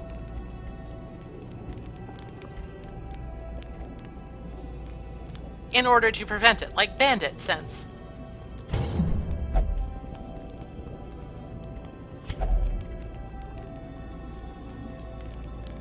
And we have just enough for Zealous Speech, which removes stress on everybody.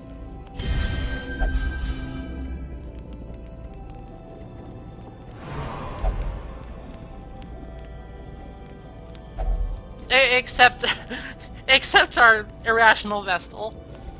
We've done all we can, so let's rest.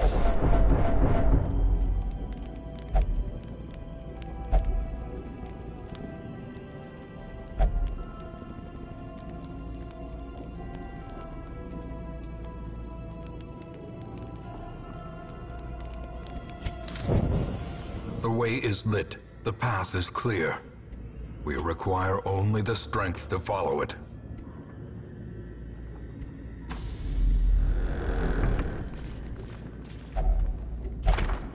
Oh, a map. That's quite helpful.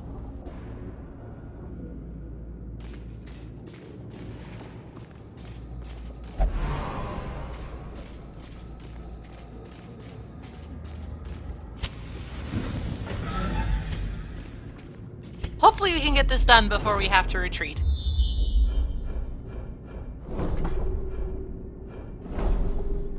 We seem to be fortunate in that there don't seem to be very many battles on the way.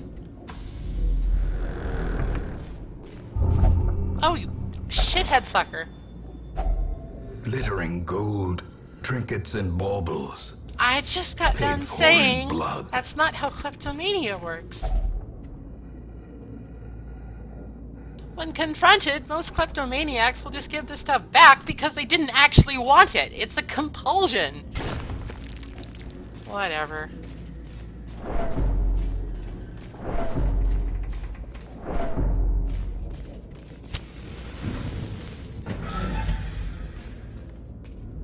Trying to keep my light as high as I can.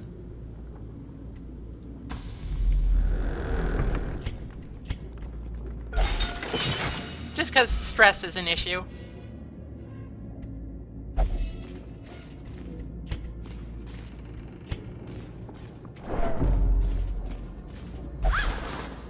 Bleh.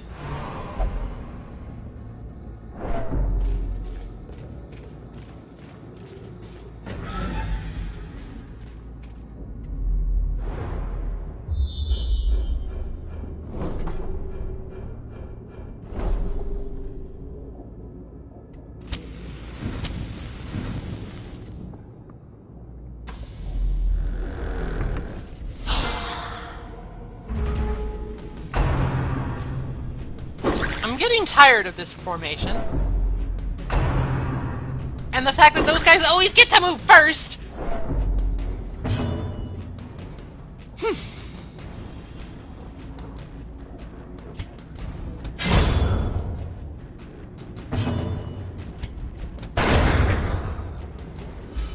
least they can't do any more harm.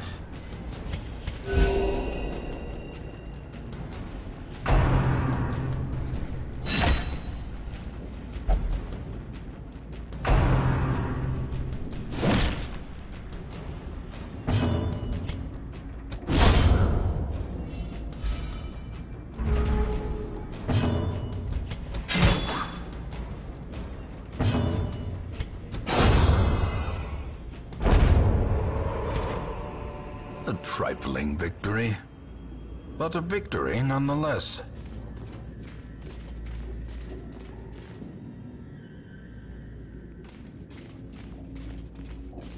Yeah, it's probably my fault. Alright, learned my lesson last time. If I fail on that check for positive or negative, then I'm pretty sure my grave robber will also get afflicted with something, so let's just, not.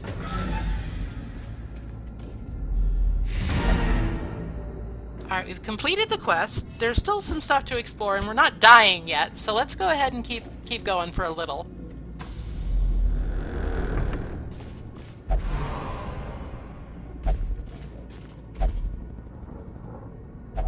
Even the cold stone seems bent on preventing passage. Alright, that's our last torch.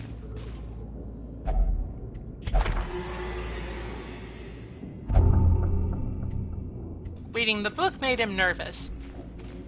I mean, honestly, I can understand that. I read a book once and I got nervous about it. I was a child and I learned about the concept of entropy and I was very scared. Is this battle worth it? Yeah, probably. I'm confident-ish.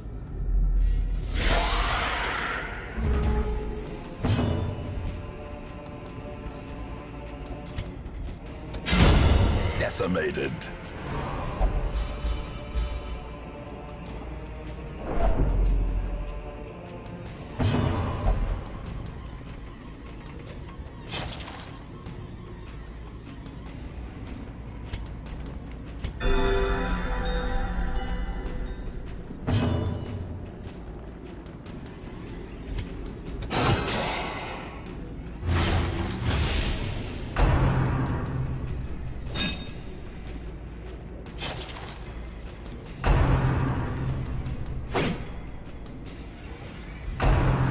Nothing to worry about. Oh, God. A dizzying blow to body and brain.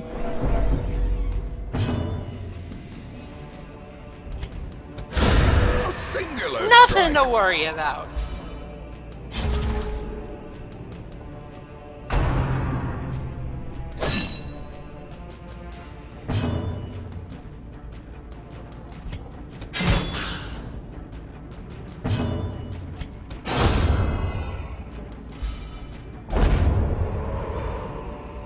Be wary. Triumphant pride precipitates a dizzying fall. Unfortunately, I'm out of keys. Maybe a shovel? Packs laden Not with worth. loot are often low on supplies. Oh well. Time to go. The great ruins belong to us, and we will find whatever secrets they hold. We got hella rich from that because of the puzzling trapezohedrons.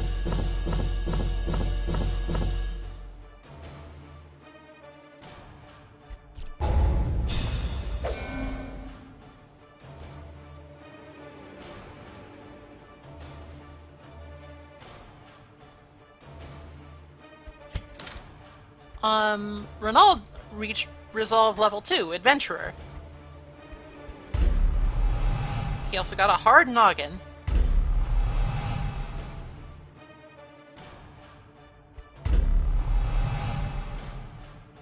Oh no!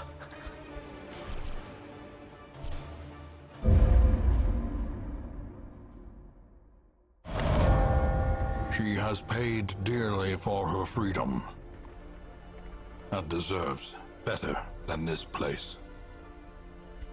Alright, so, this is a class I am wholly unfamiliar with.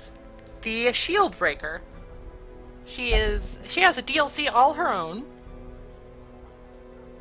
and has a bunch of interesting abilities that involve bypassing high protection, which is something that I think a lot of players have complained about, is that it's difficult to actually get past high protection enemies, because after a while, resistance to blight and bleed goes really high.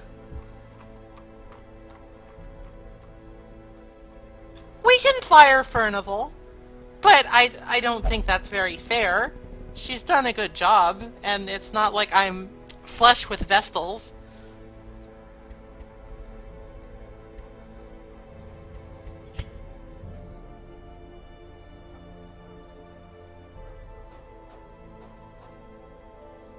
Alright, so Tynel is finally done gambling.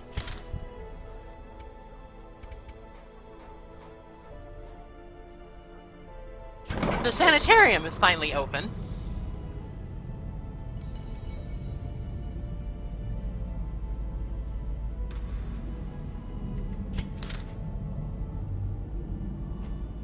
First things first. Renaud, get in there. Get the fuck out of here.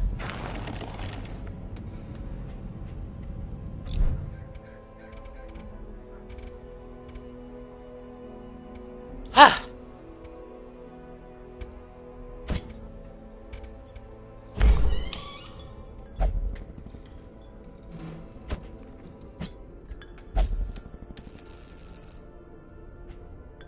Alright, so Furnival is gonna go have herself a nice time.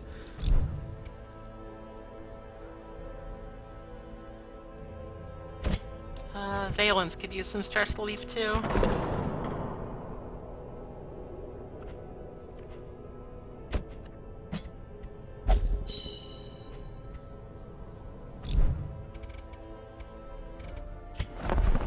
Trinkets and charms gathered from all the forgotten corners of the earth. We can go here to the Nomad Wagon to purchase random trinkets for exorbitant prices if we so choose. I'm not particularly enamored with either of these, so let's leave.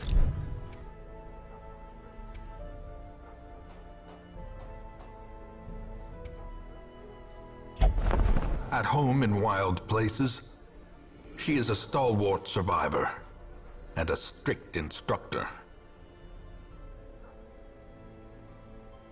Oh no, there's two thes in my title. I'm a fool. Anyway, this is a survivalist.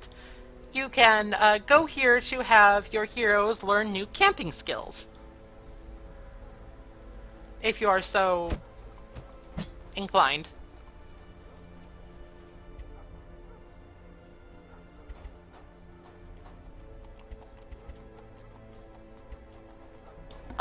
Certain camping skills are very powerful and should be bought. I'm not sure which ones they are at the moment. Camping skills are basically they either heal stress, prevent ambush, heal health, or give buffs. And some of those buffs are very powerful. Let's come back to this.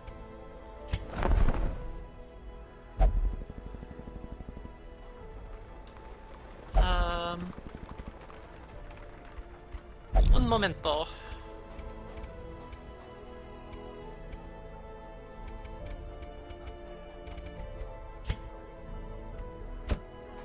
Oh, okay. Shifting, swaying. I thought I had to go to She the... mesmerizes Okay. her prey before the final strike. Cool. Alright, we have a leper and an abomination. This man understands that adversity and existence are one and the same. Alright, we have space for 3 more heroes. I don't want to overload on lepers. Alright, I think what we should do is upgrade some of our services while we have the chance.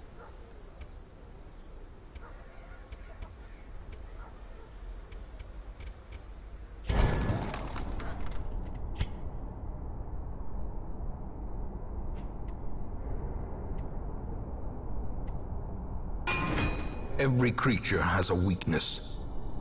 The wise hero trains for what she will face.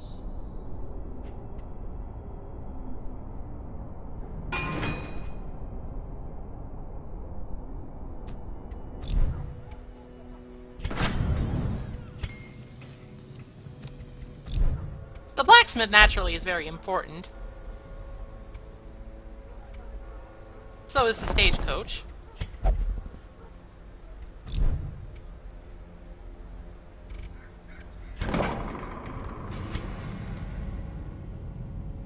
The sanitarium is rather more of a dungeon than an actual, anything else.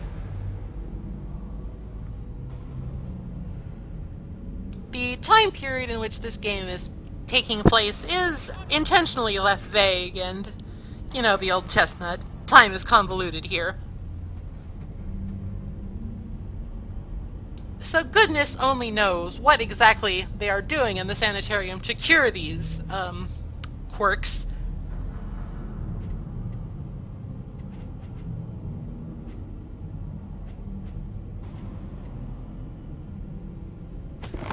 Experimental techniques and tonics can overcome things a sharpened sword cannot. I should have done this before I put Renault in, but it's fine. It's fine, it's fine, it's fine.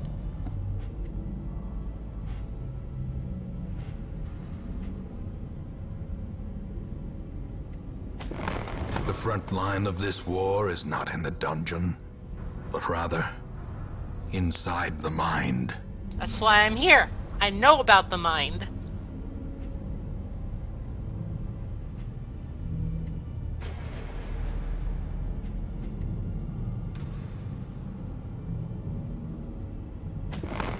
Curious methodologies and apparatus can calm even the most tormented soul. The sanitarium, to my understanding, is quite important, because diseases, which we have not yet encountered, can be altogether debilitating.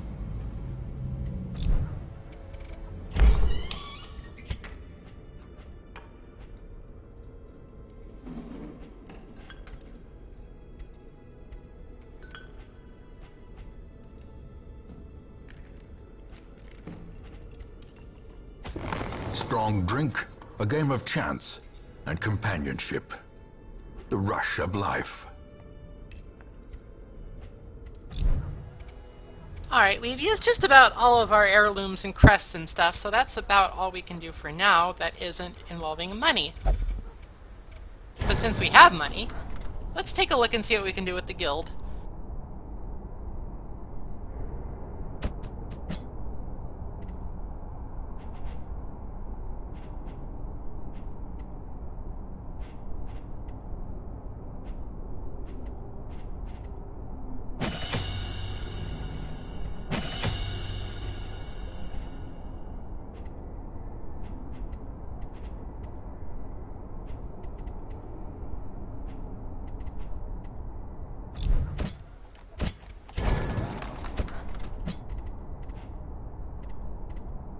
So there is a certain build of the Highwayman that I personally really enjoy that I'm going to try out.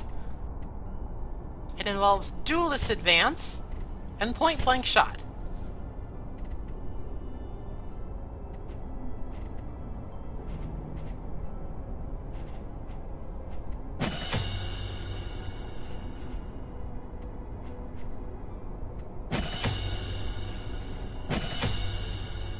Basically, each upgrade I'm purchasing just increases the numbers of each skill, so it's better in every way.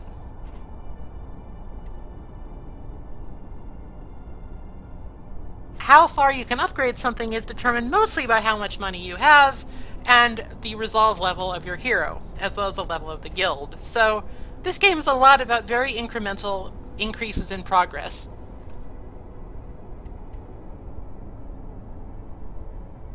Gildersleeve, that's a name.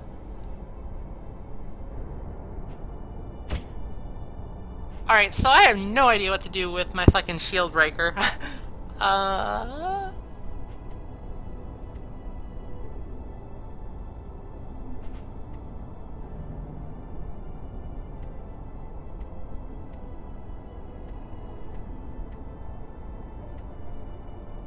It seems that the shield breaker excels in slot 1.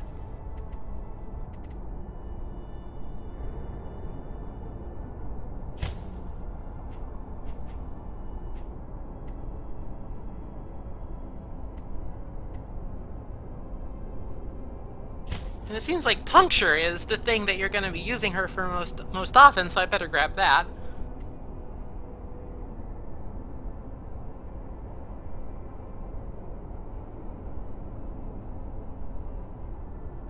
Alright, I want to have enough money for our next expedition, so for now, I will call that good. I think we can probably fit one more in before I tire.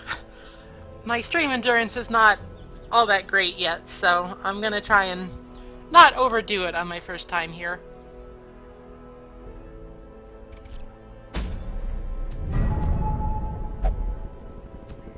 Why all the concern?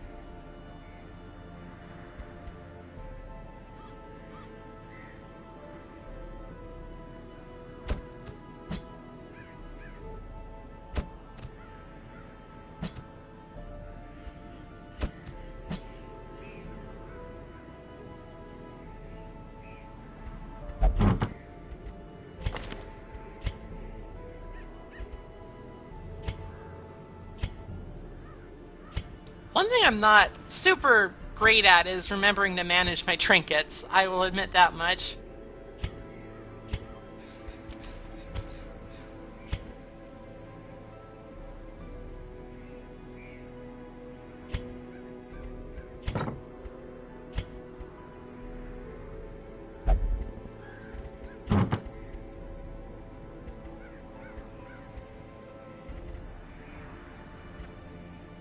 Well, if she's gonna be in front, I might as well give her protection and the health stone.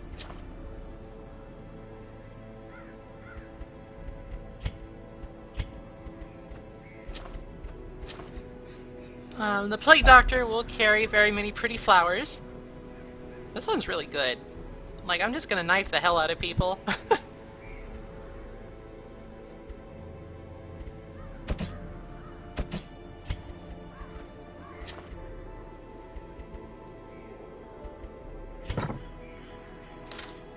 Alright, so for something different, let's go to the Weald.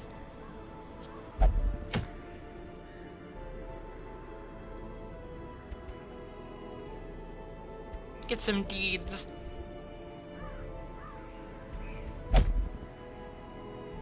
Ah, that's a veteran mission. They're all like, no, fuck off!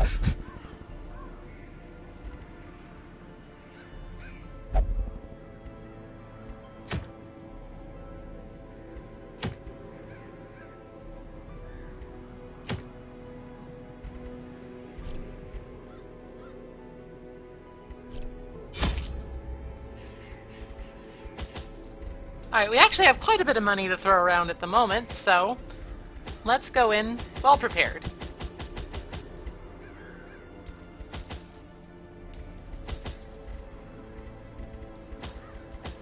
A little bit of everything.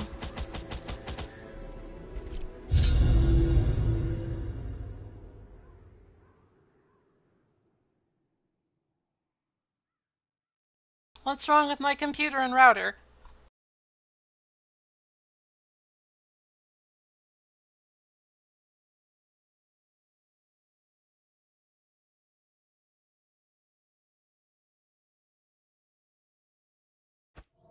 Corruption has soaked the soil, sapping all good life from these groves. Let us burn out this evil. Oh, I thought, never mind.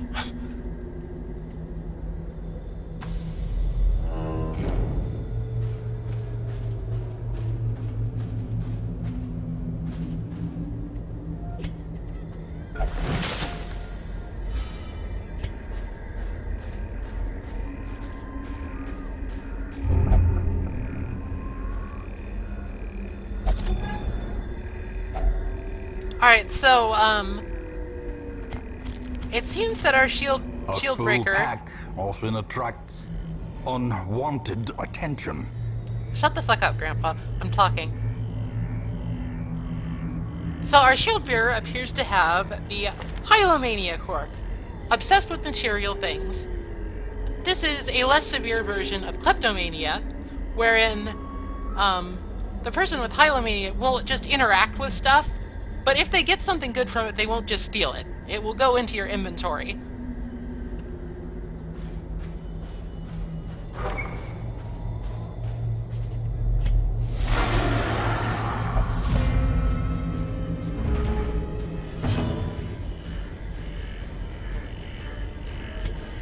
So we have some new enemies here. The Fungal Scratcher. These guys are just kind of whatever. They have a lot of health, but they just sort of punch you.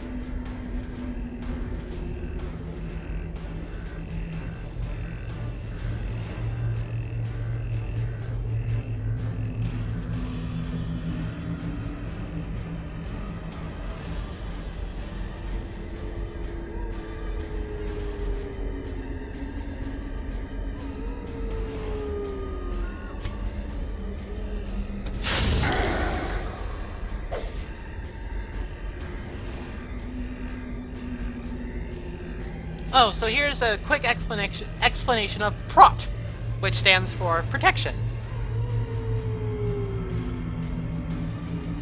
As the game says, damage over time skills ignore protection and are effective means to take down these highly armored opponents. This is true up to a point.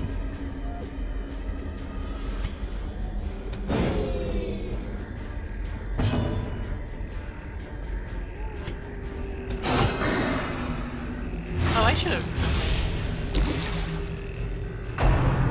I should have rearranged my skills.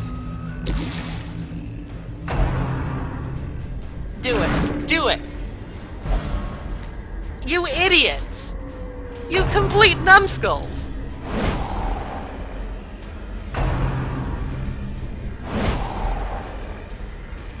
They literally...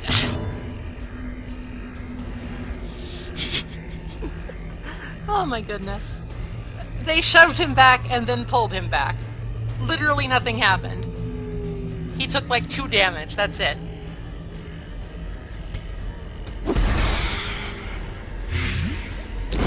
Great is the weapon that cuts on its own. Oh goodness.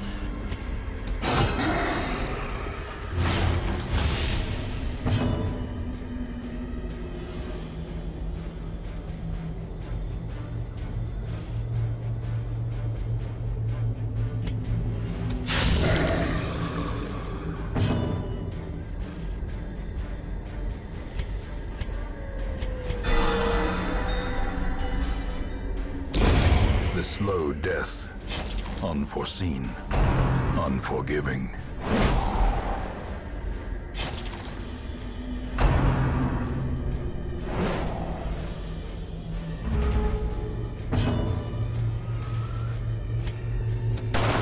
Aww. As the fiend falls, a faint hope blossoms. The wounds of war can be healed, but never hidden. I have one of these. Wow, they really want to give me fucking Plague Doctor stuff.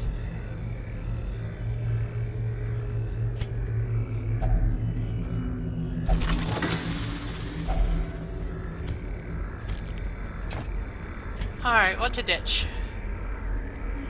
I guess since I already have one of these, I can just fuck it.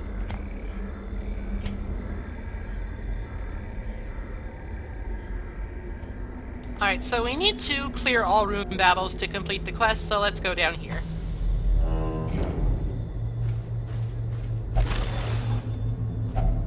Packs laden with loot are often low on supplies. I forgot to change my skills! Fuck.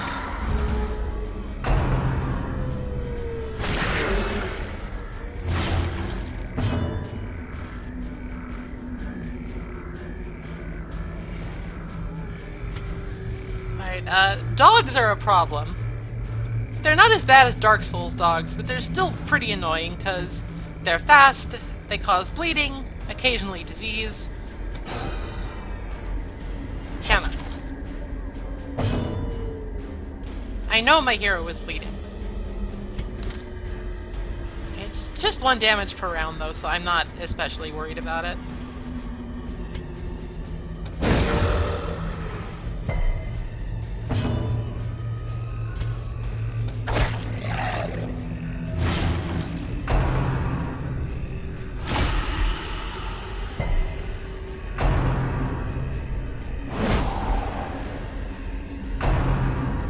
These guys are interesting. In addition to just sort of doing long-range damage and trying to cause blight, they can also mark you. Marked is a status effect that attracts enemies and takes more damage from some attacks.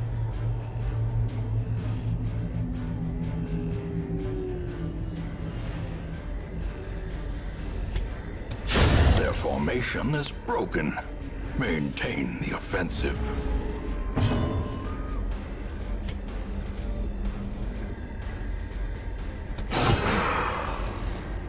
Marking plays a pretty big role in the way that some classes function. Press this advantage. Give them no quarter.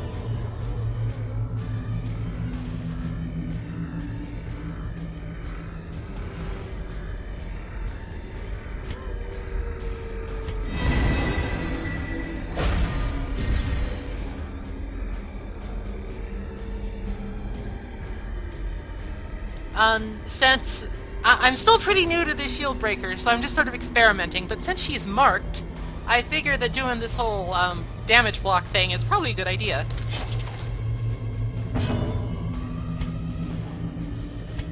A momentary abatement.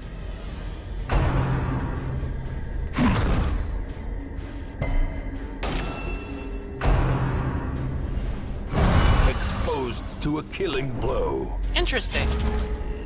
That was a critical hit, but it got blocked, so it didn't do damage, but it did do increased stress. By the way, if you're so inclined, you can mouse over your enemies to look at their resistances, such as to stun, blight, and bleed. Enemies in the Weald tend to be quite resistant to blight because they're poison mushroom fuckers.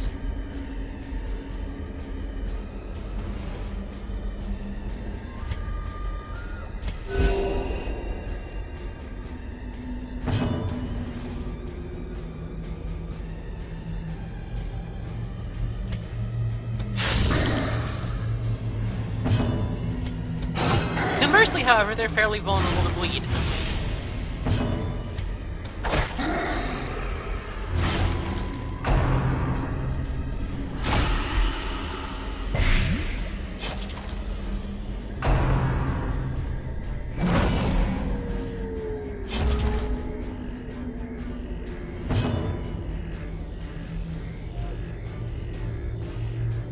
Alright, he's dead. So let's focus on the fungal artillery.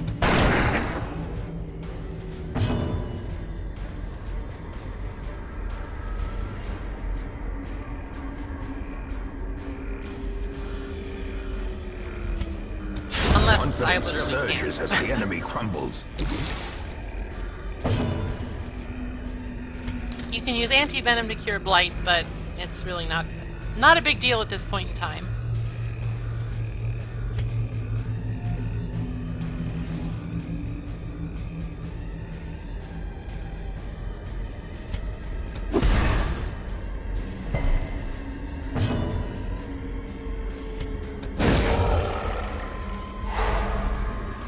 Interestingly enough, certain skills, like Dazzling Light,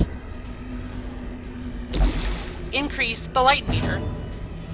So by using those regularly in fights, you can reduce the amount of torches that you want to use, which is pretty nice. Continue the onslaught. Destroy them all.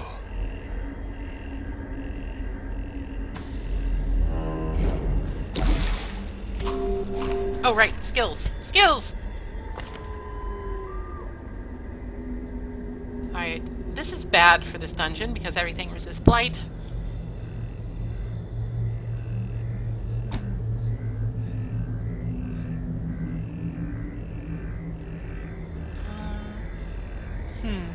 Do I want Serpent Sway or do I want Impale?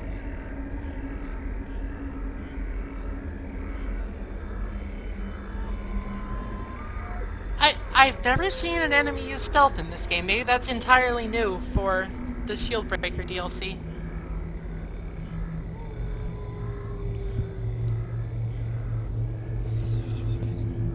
Alright, since I don't think that will come into play, I'll just switch that with Impale and keep Serpent Sway, because that looks pretty good.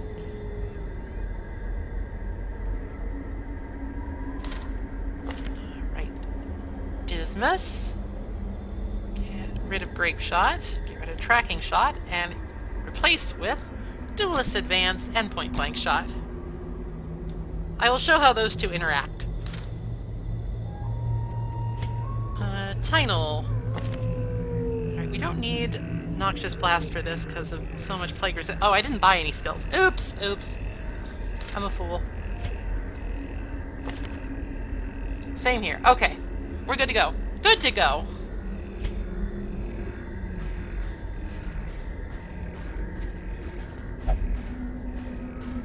I'm so bad at doors.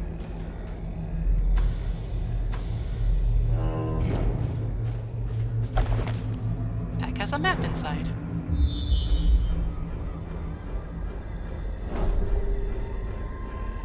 Very helpful map.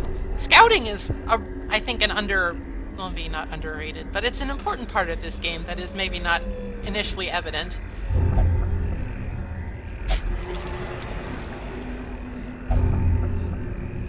Alright, so Dismas has rabies. This is an entirely new part of the game that we haven't talked about yet. Diseases. Diseases are lasting debuffs to a hero that can only be cured by certain camping skills and a visit to the sanitarium. In real life, rabies is an invariably fatal disease unless treated promptly with a vaccine. That is a virus that attacks various neurological processes, and it causes inflammation of the brain leading to death. Symptoms include rabid behavior, which is where the word rabid comes from, but this is usually only in animals. Rabid humans are actually very rare, because they tend to be hospitalized and have enough self-awareness to be more freaked out than rabid.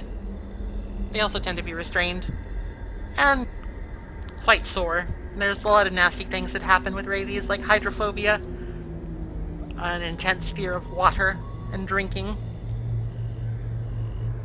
Of course, in Darkest Dungeon, rabies is whatever because it actually gives you a damage buff.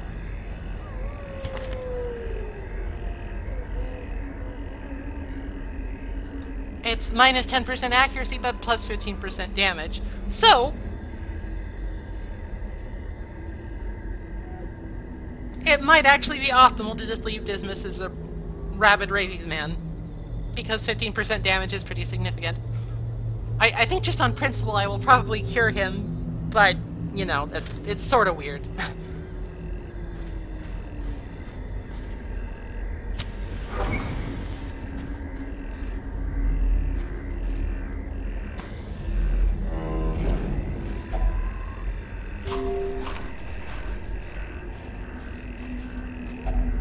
Nature herself, a victim to the spreading corruption, malformed with misintent.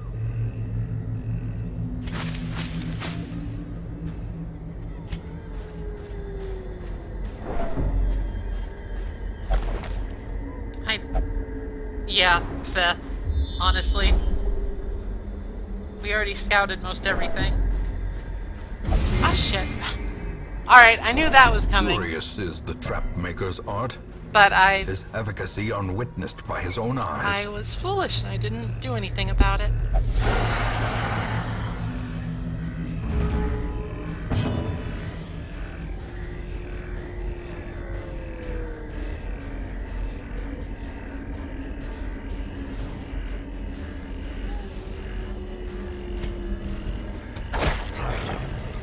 Alright, dog is dead. You don't have to worry about dog. Slowly, gently. This is how a life is taken. Alright, let me show off. Duelist Advance.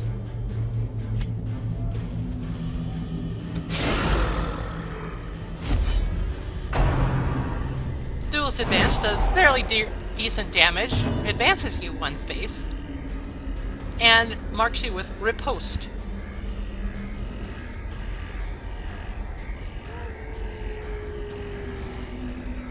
So, Riposte means that every time Dismas is targeted by something, he will automatically counterattack. There are a couple of ways to take advantage of this. Now, due to my party composition, well, actually no, I'll let it play its course. Serpent Sway. Oh, that also sends you to the front. Okay, never mind. Maybe this is not a good combo. They sort of get in each other's way.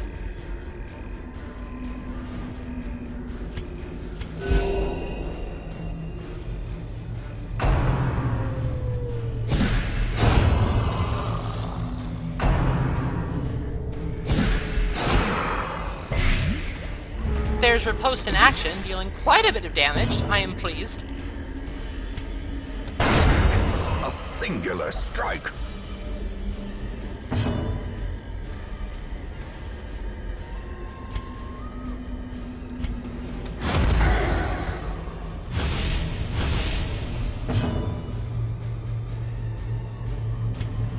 I'm mostly just experimenting with the shield breaker stuff.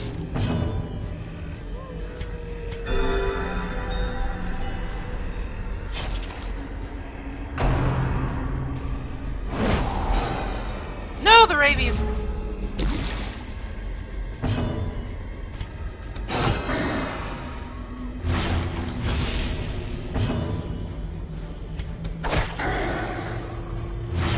Okay, he's dead.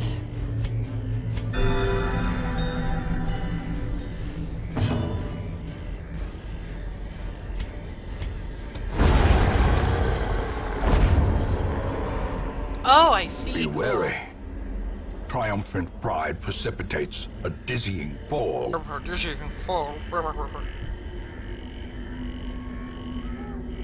do I want to discard? Honestly, I don't think there's particularly anything worthy of holy water in here.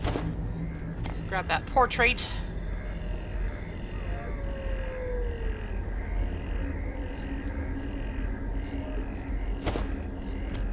Don't need those 2 torches, probably.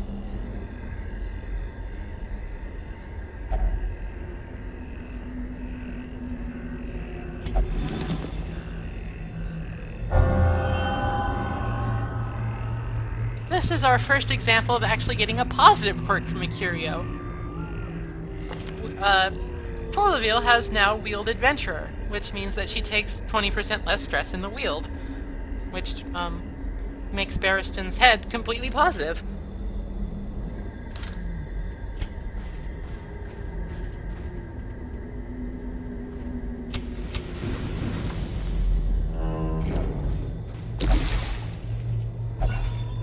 More torches. A handsome reward for a task well performed. Grandpa really likes torches. Don't know why. Ha! I already have rabies. Alright, let's demonstrate point-blank shot. Executed with impunity. It can only be used in position 1, and it moves you back, but it does a shit ton of damage.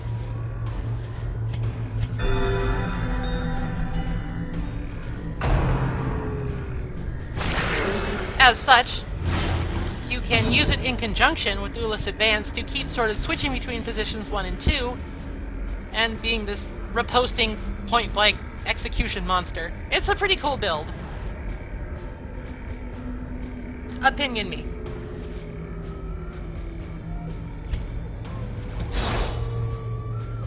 Dogs!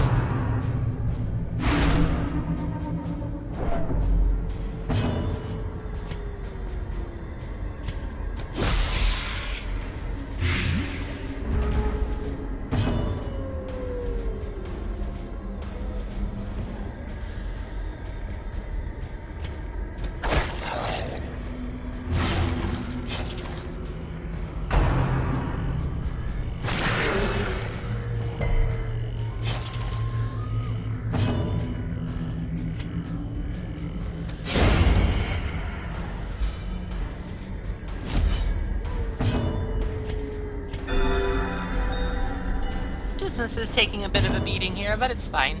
Mostly. Another one falls. A trifling victory, but a victory nonetheless.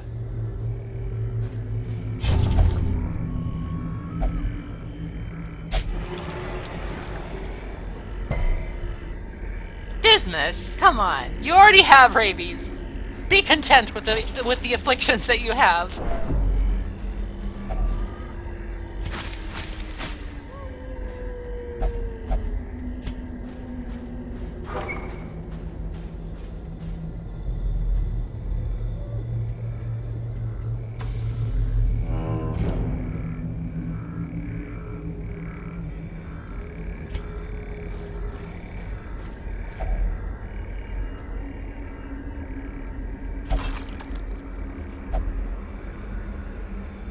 I agree. Definitely could have been worse.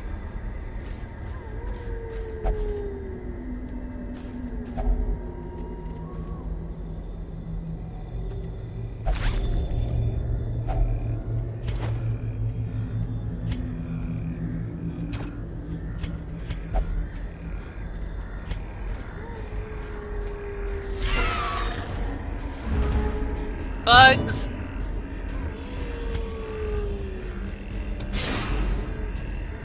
At least I still get riposte. Another abomination cleansed from our lands. People usually use the Plague Doctor for blighting things and buffing, but I actually really enjoy just knifing things. I think it's an underrated skill.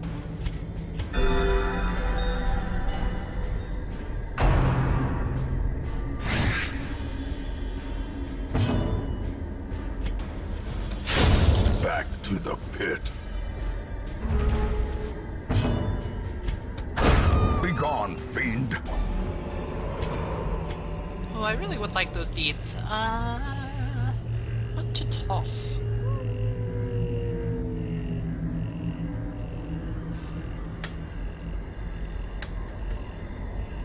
I shouldn't need my last shovel?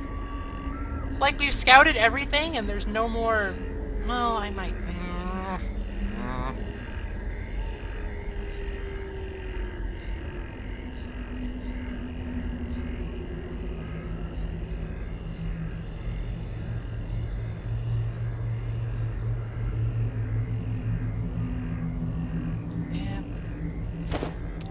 It's dangerous, but I'm pretty sure I can get away with it if I just discard my food. As the light gains purchase, spirits are lifted, and purpose is made clear. Honestly, it wasn't that dangerous. Oh no, it's the slimy boys.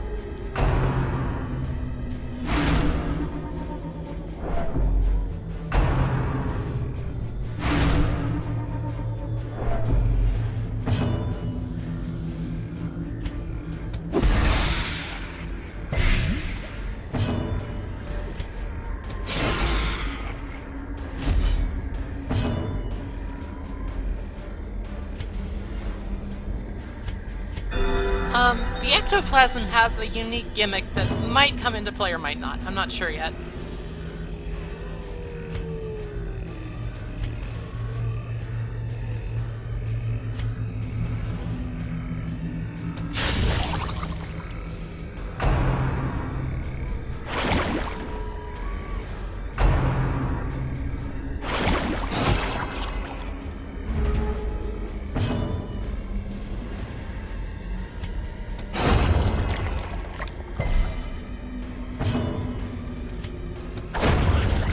Alright, looks like I stopped them.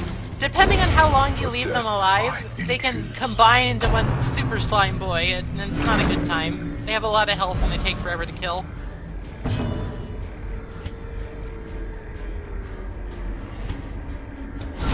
A decisive pummeling.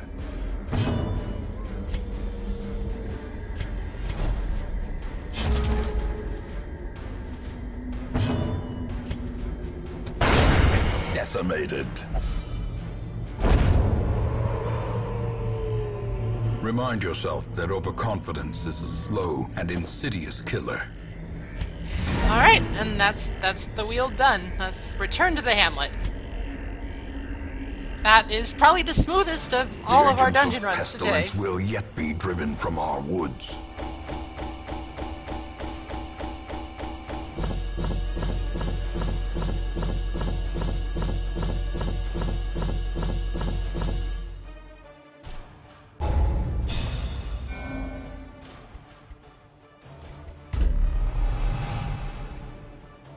Phangophobia. Fast healer. That's okay, I guess. I usually keep my torch around, dim light.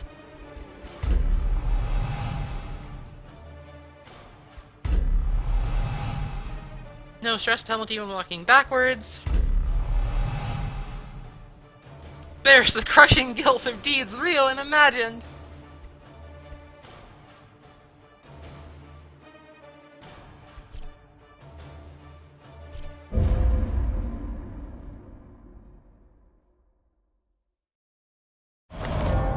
Awash in blood and delusion, he bears the burden of 1,000 lifetimes. This is the other DLC class, the Flagellant, and he is very strong. There is power in the blood, for those with the fortitude to pay the price.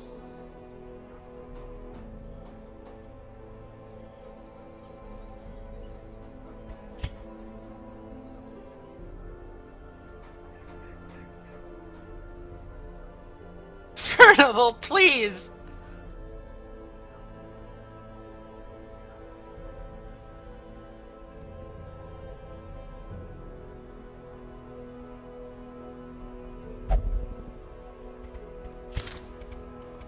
Alright, well, Furnival has syphilis now.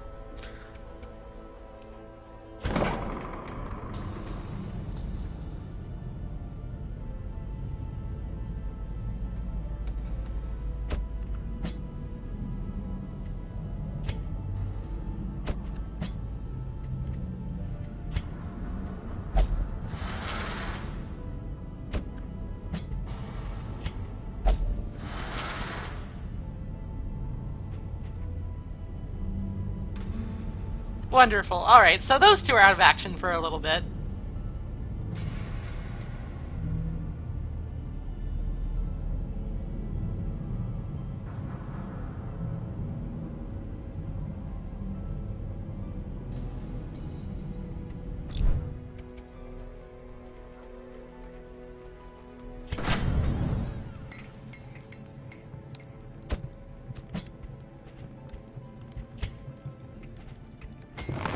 Fan the flames, mold the metal. We are raising an army. So that lets me get armor upgrades, which are also good. I think I'll go ahead and upgrade everybody.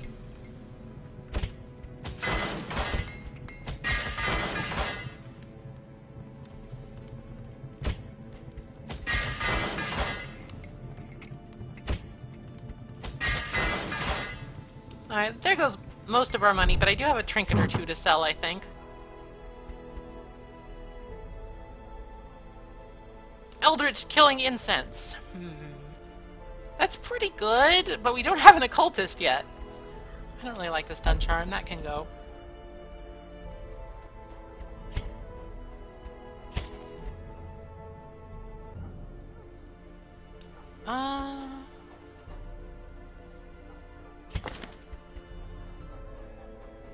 Do I like diseased herb or accuracy more? I guess accuracy.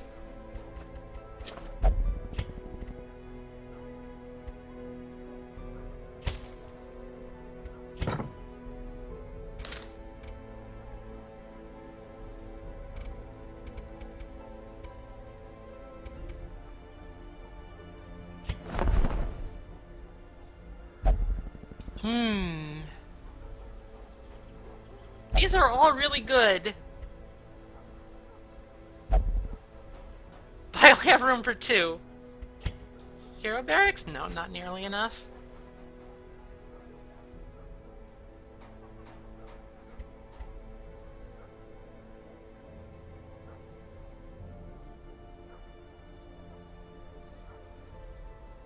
It's a difficult decision. I think we're going to go with the Houndmaster and the Occultist.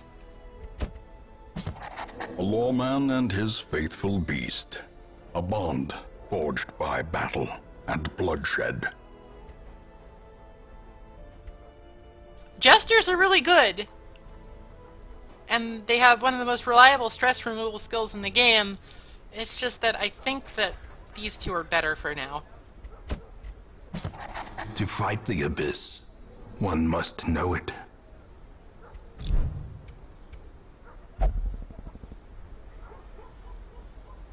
Alright, I have been going for 2 hours and 40 minutes.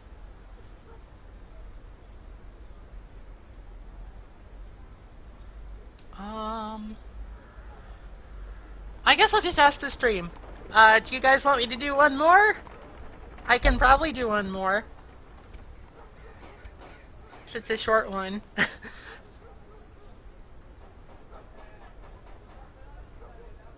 I plan to do this again tomorrow, so, Jesters do get an extremely silly build where they bounce all over your march order, and they do, like, sick guitar solos with their lutes. They're a very fun class. It's just I don't have room.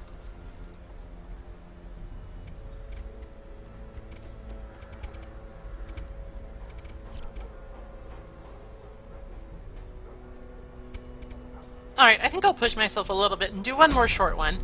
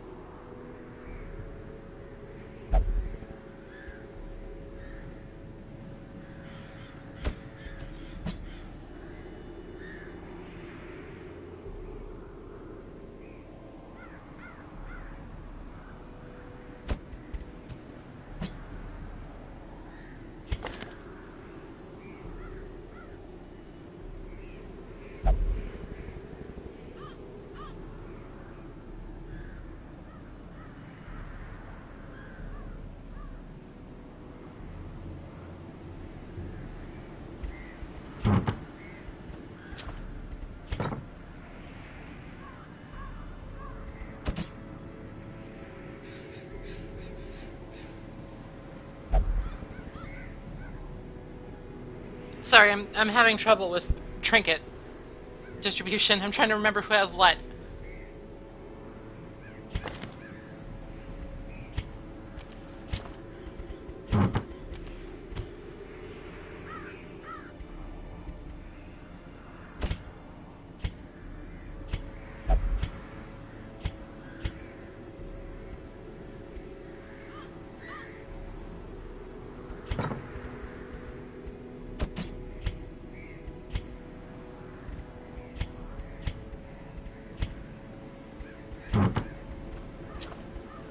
That should be fine. So we're going into the cove.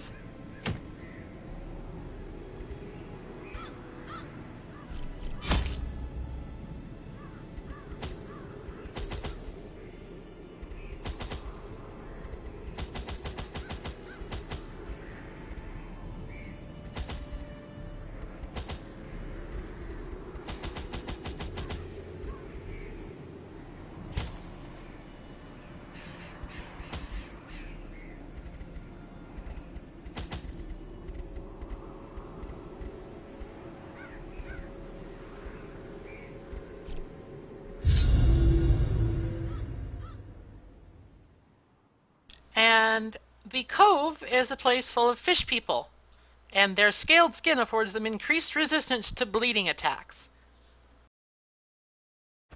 These salt-soaked caverns are teeming with pelagic nightmares. They must be flushed out.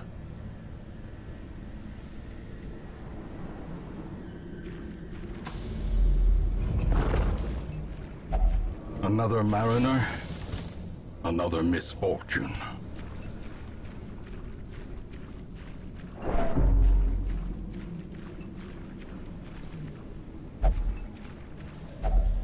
So eerie coral is really good to find.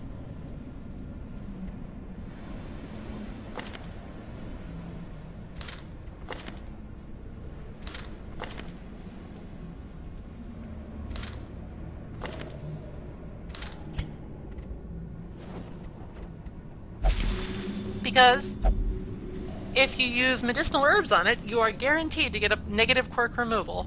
So now Gildersleeve no longer has Hylomania, and that's one less person I need to worry about touching everything.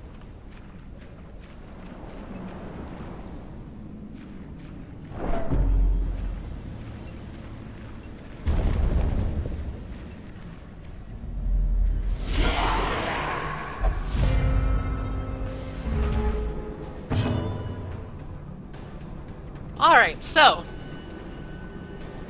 the nice thing about enemies in the cove is that while they are not very susceptible to bleeding, they are absolutely susceptible to poison gas.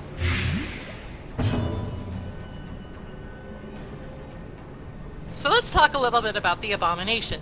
He is a unique character because he has the ability to transform. In his transformed mode, he has lots of strong damage dealing abilities and lots of endurance and stuff. In his normal mode, he has a fairly reliable long-reaching stun, a blight inflictor, and a self-heal that also reduces his own stress. So he's actually a very powerful character. The drawback of the Abomination is that religious characters and heroes will not go with him on expeditions. So if you want to take along an Abomination, you cannot bring a Crusader, a Vestal, a Leper, or a Flagellant.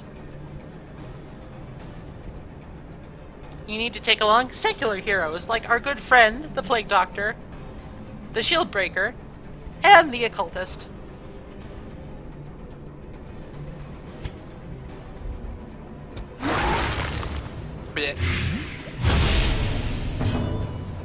Now let's talk about the Occultist. The Occultist is sort of a strange jack-of-all-trades kind of a job. He has the ability to hit the back lines with Abyssal Artillery, inflict enemies with a weakening curse, inflict them with a mark, or use his signature move, Weird Reconstruction, which does a very highly variable heal, which might inflict bleed or might not. He is a strong healer, sometimes. For now, let's go with Abyssal Artillery, because these pelagic-type enemies are Eldritch, and that does bonus damage against Eldritch. Combined with his incense, this should do quite a bit of damage.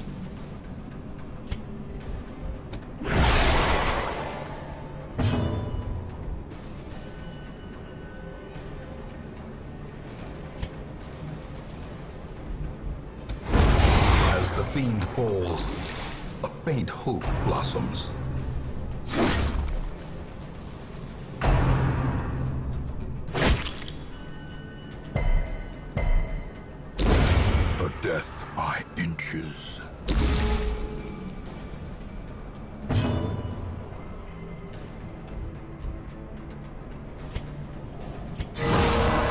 vigor is restored.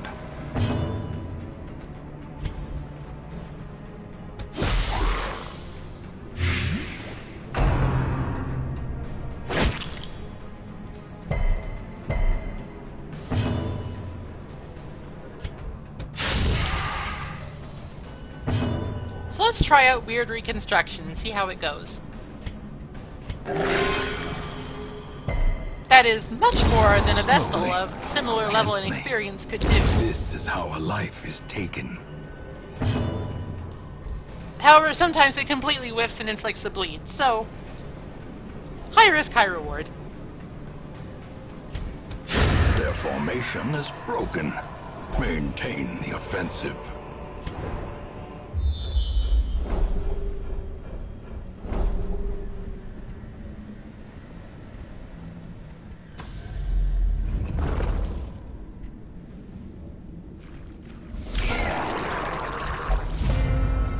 Getting lucky with the surprises.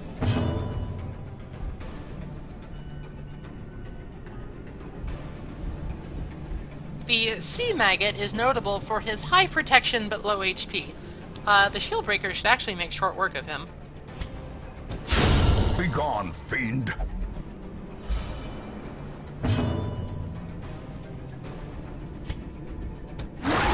Blech.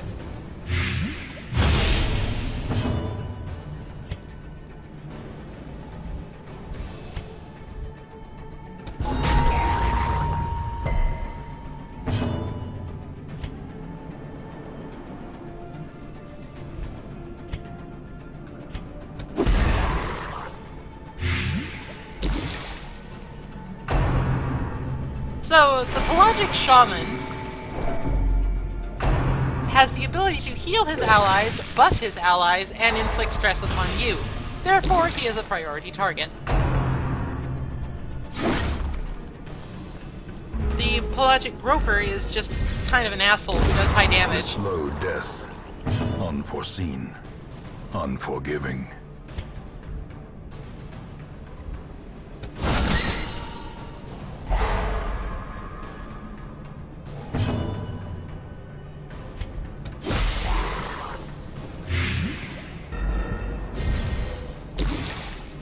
Almost. Oh well.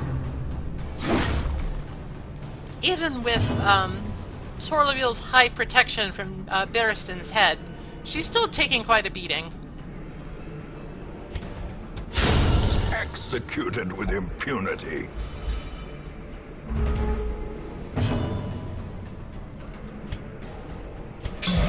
I haven't used this yet. It's Emboldening Vapors. It just puts a buff on people that makes them do more damage.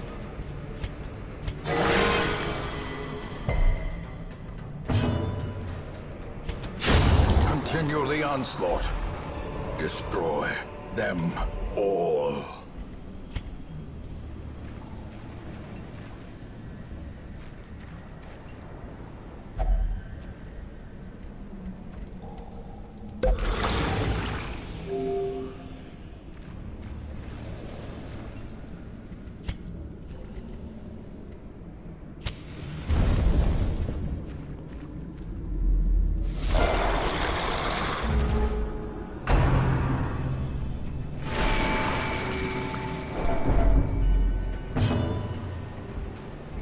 So this is a fairly troublesome group. This guy is new, the Pelagic Guardian. I'm glad I brought the Shield Breaker with me, because her ability should be able to help me deal with him more effectively. He likes to bodyguard people. Devastating blow.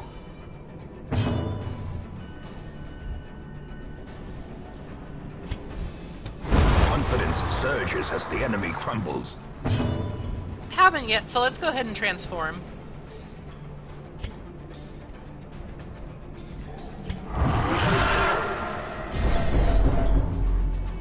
Transforming does inflict significant stress damage on all of your other party members, but the benefits are quite good.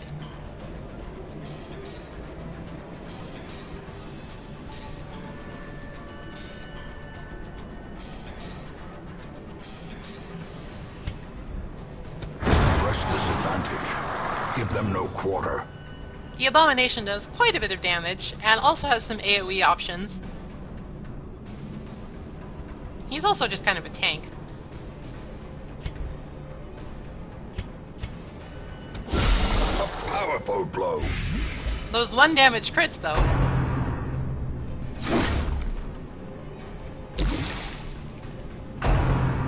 Yep, there we go. Barnacle Barrier.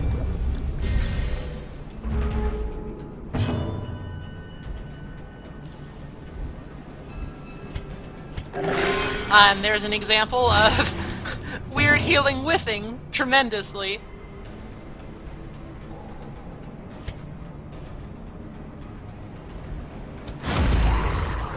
And here's Puncture in action. This completely reverses their position, and this guy can't be guarded anymore, and it's pretty cool. I like that. I think that's a good skill to add to the game.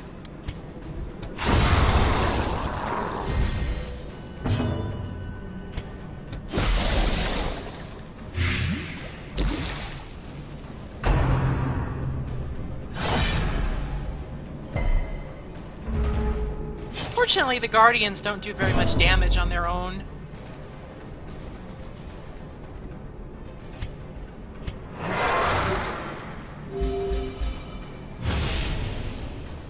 De-transforming will give everybody a slight stress heal and turn you back to normal. It also heals you a little. Gives you a debuff though, less speed. You can only transform once in each battle, so use it judiciously. Let's go ahead and use Absolution, get some stress going.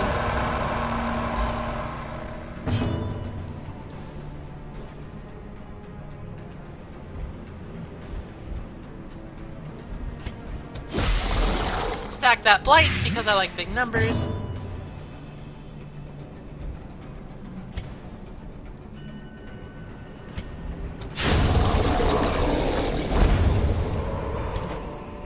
Ghoulish horrors, brought low and driven into the mud.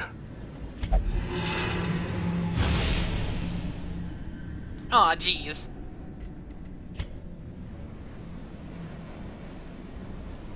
That went about as bad as it could have gone. Oh well. It'll be fine. This is still just a novice dungeon.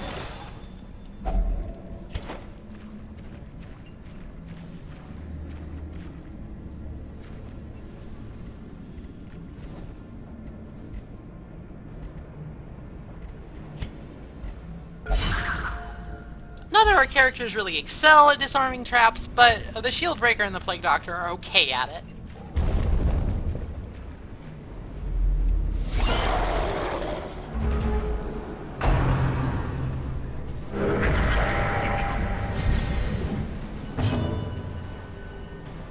Call of the Deep is a problem.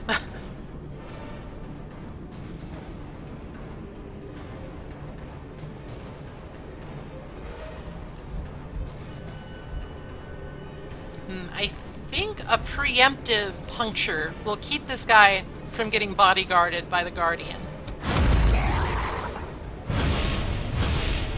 It also super fucks up his positioning, which is good. I like that. This pleases me. Rip.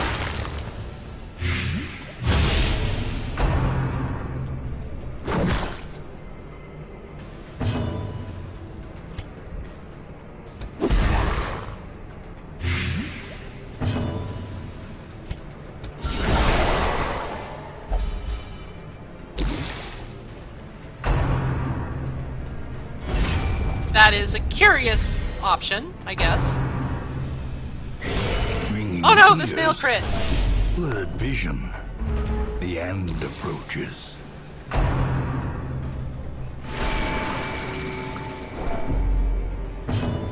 We're still doing mostly okay.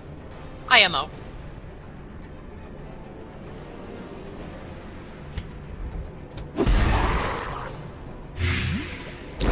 Great is the weapon that cuts on its own.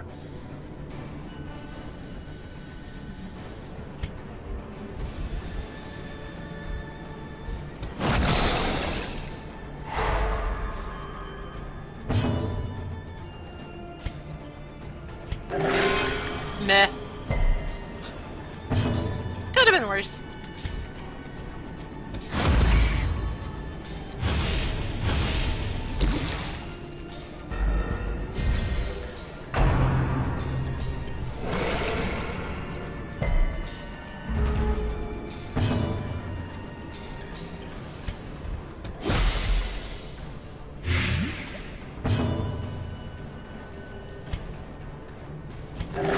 That's better.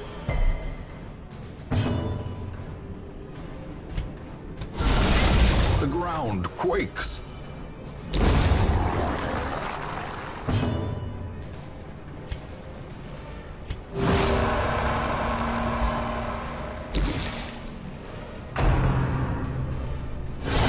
Dazed, reeling, about to break. The reason so many crits are occurring is that it's shadowy. And I believe, even though it doesn't say so, well, I could be wrong. I remember hearing once that when it's darker, crits happen more easily. Do not quote.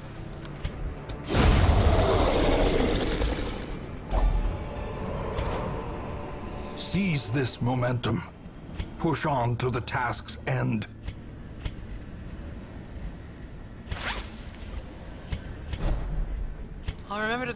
I'll remember the controls of this turn-based video game at some point.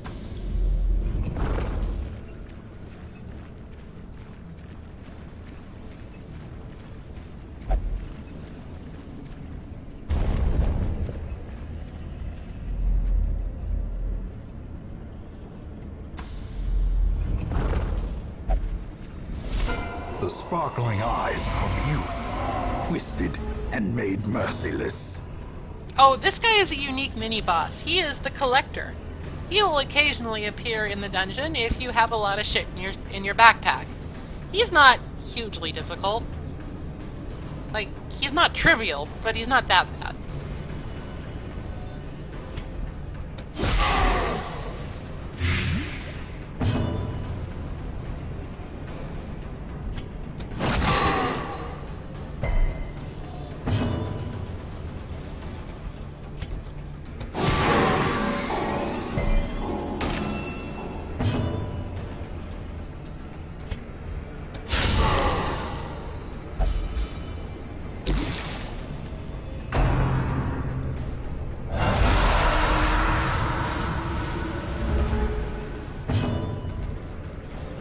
So this is his thing. He summons, heads. The heads will do things based on which head it is. The Collected Highwayman does a lot of damage. The Collected Man-at-Arms buffs. Collected Vestal heals. If you take out the Collected Highwayman quickly, then this doesn't pose much of a threat.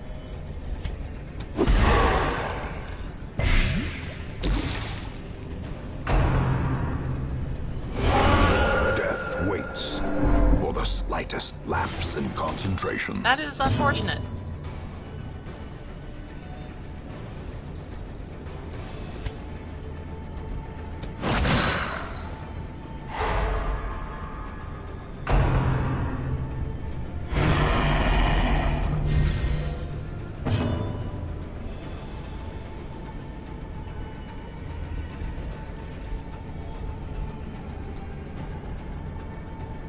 How do I want to do this? A decisive pummeling.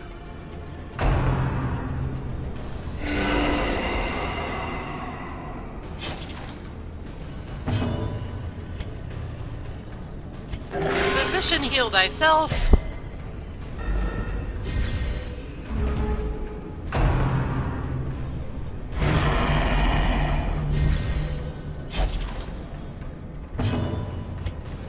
And again.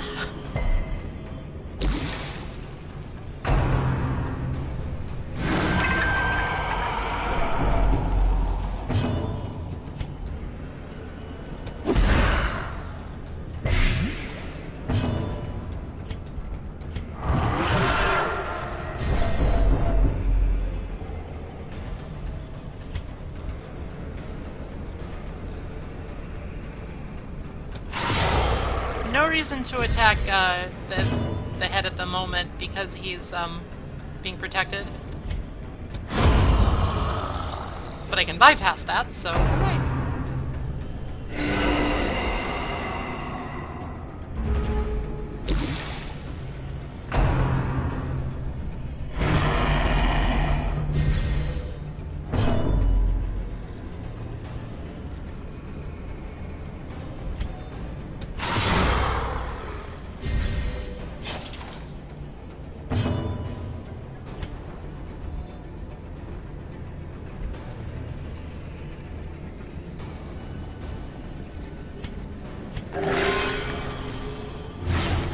Wonderful.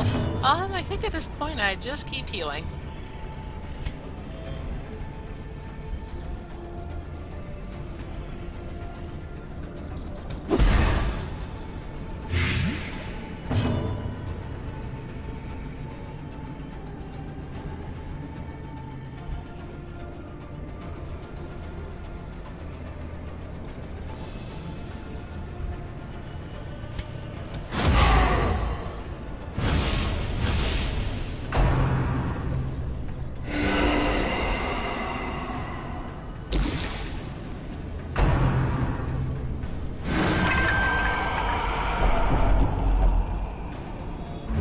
Me neither.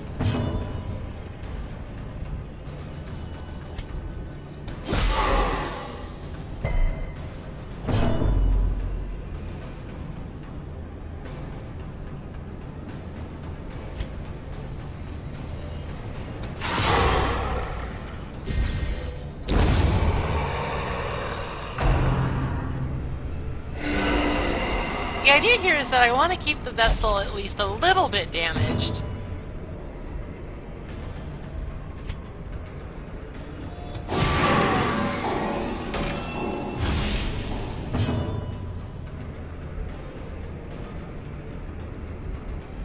So that she might heal herself instead of him.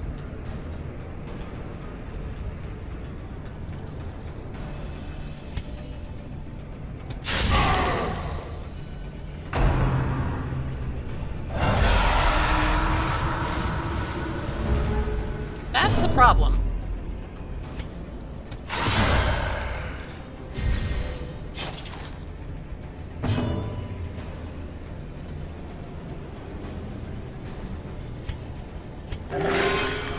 That's what we like to see.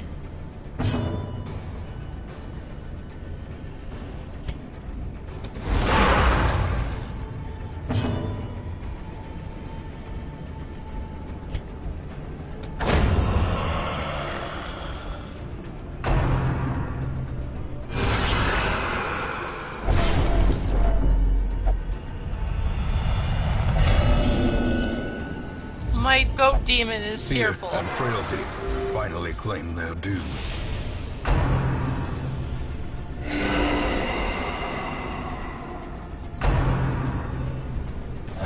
Stop it!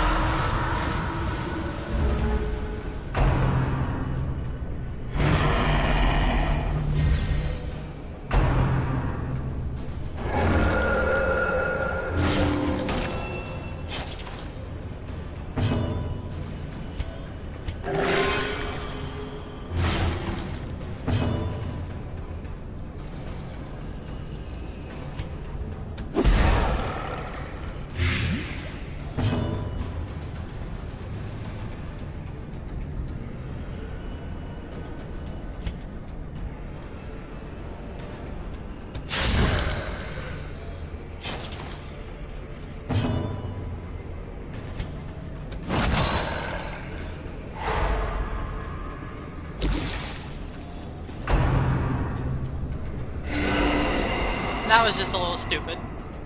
But I'll take it. I like stupid rather than, oh my god, I'm going to die.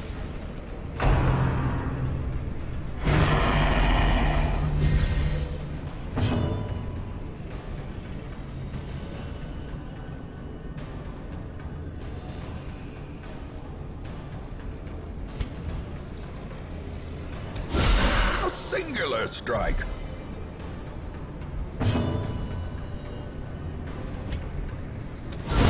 Well struck.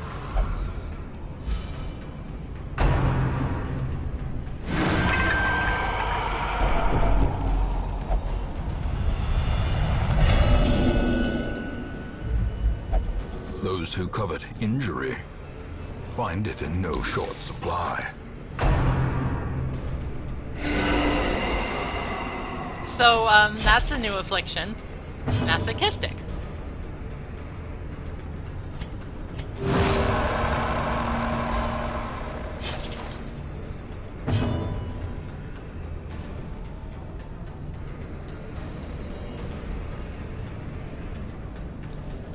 Honestly, masochism has very little to do with mental illness and is mostly just a sex thing. I don't know why they thought otherwise.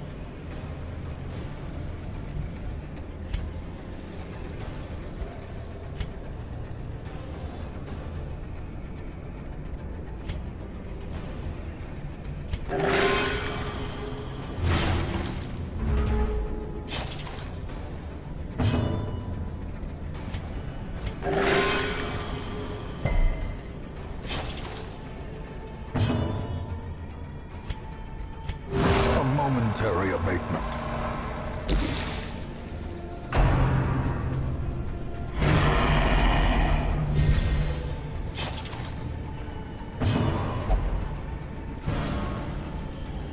Okay, I was gonna do that anyway. Oh, come on!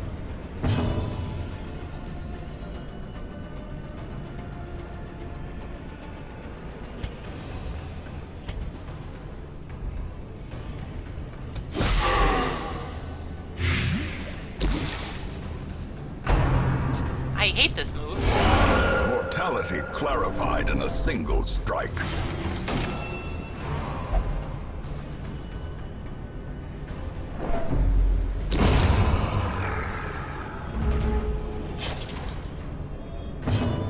So this could definitely be going better, but it could also be going worse.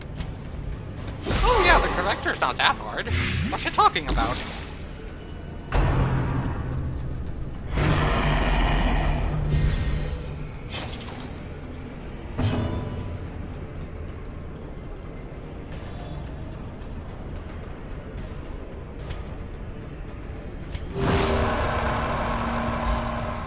I'm mostly having my abomination do absolution because I sort of need... It'd be nice if my shield breaker could act first, so I could get rid of the guard.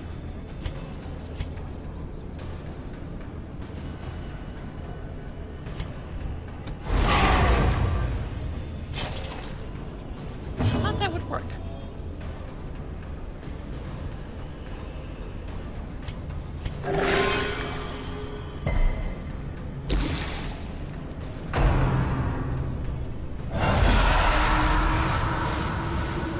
He keeps summoning 2 highwaymen at a time. It's not fair.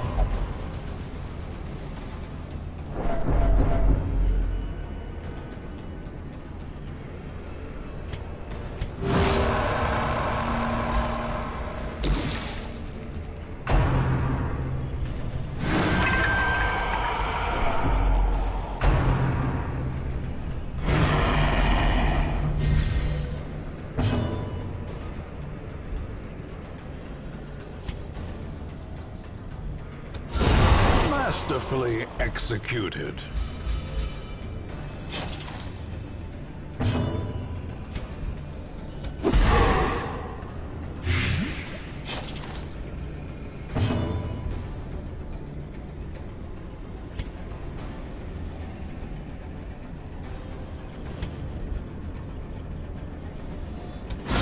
Precision and power.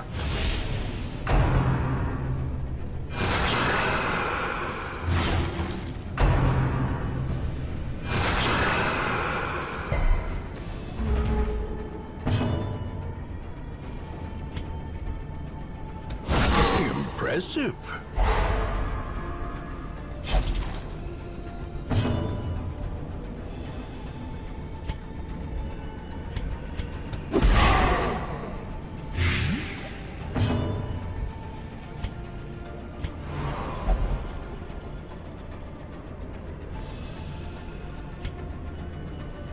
Alright, that's what happens.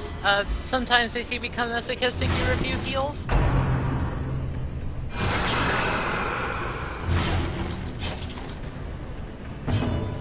which is a problem. As the ghoulish collection scatters, the rats prepare to feast.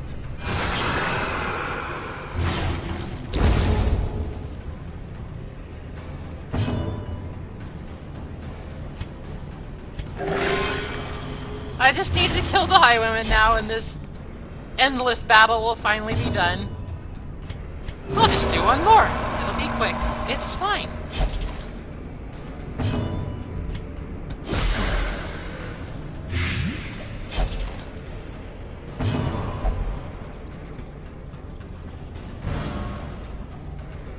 Just gonna do that anyway.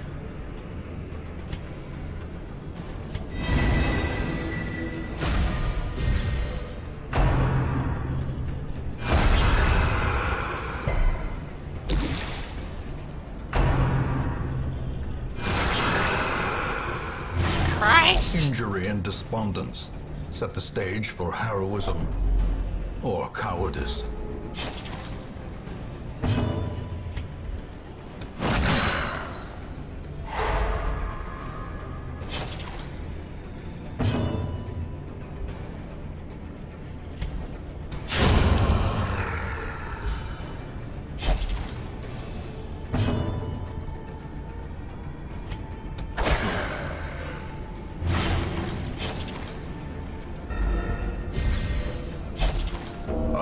Breadth from becoming unwound.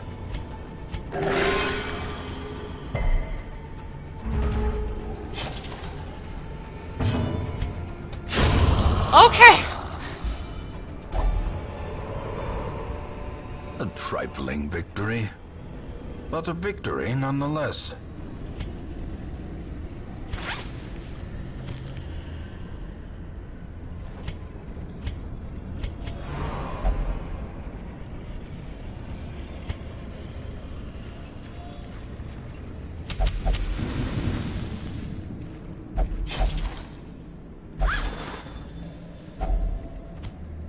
Continuing on is definitely dangerous.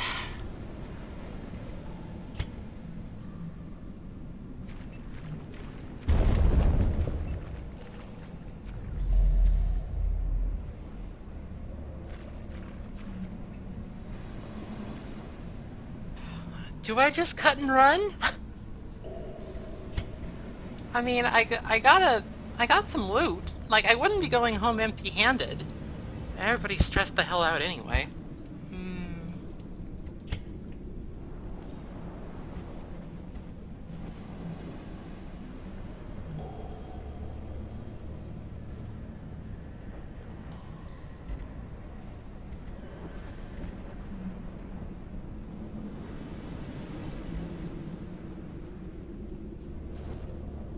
Like, I have healing.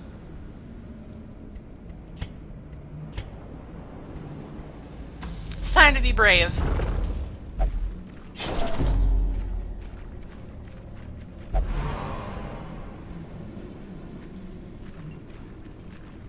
I said it's time to be brave.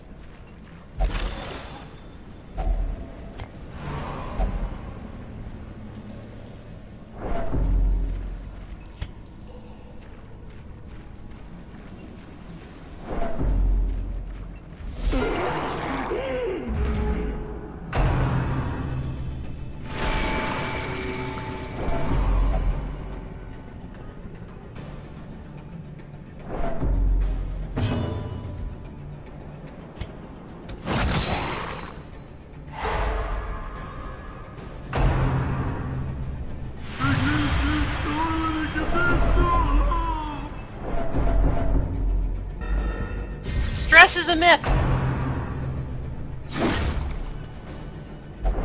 As life ebbs, terrible vistas of emptiness reveal themselves.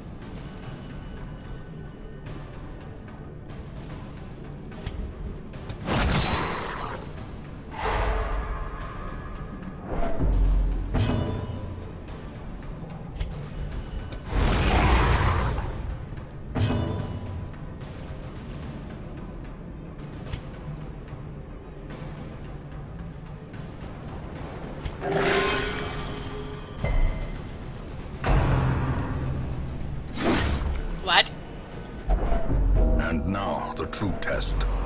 Hold fast, or expire.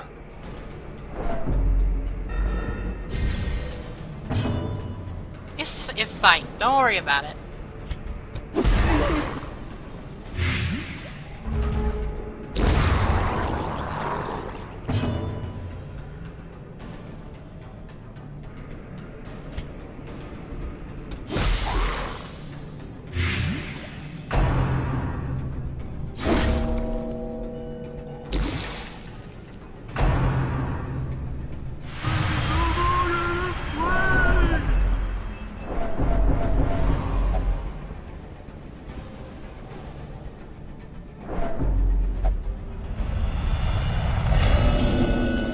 Fine, join the club. The mind cannot hope to withstand such an assault.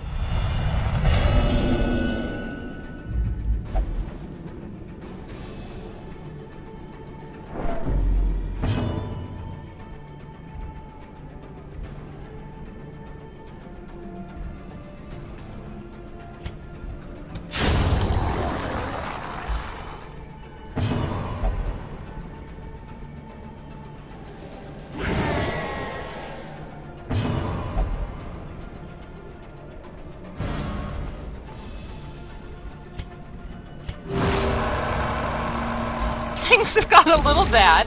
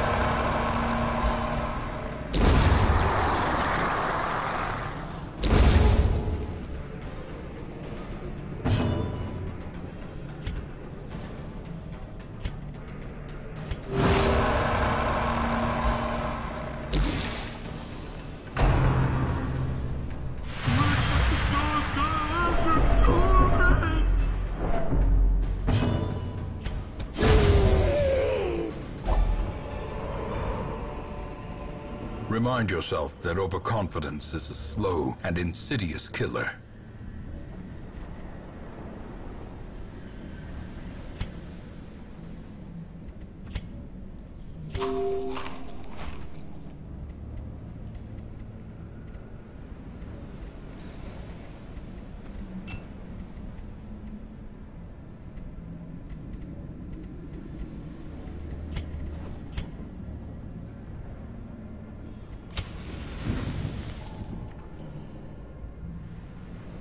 Alright, I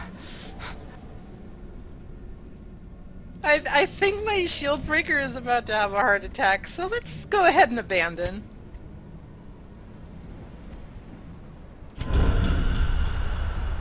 Wounds to be tended. Lessons to be learned. I mean, like I said, we didn't come out empty-handed.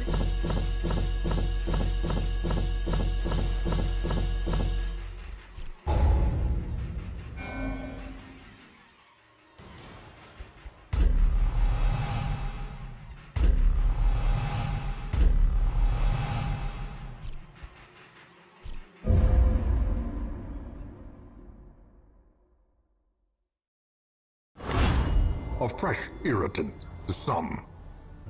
A sanguine memory to me.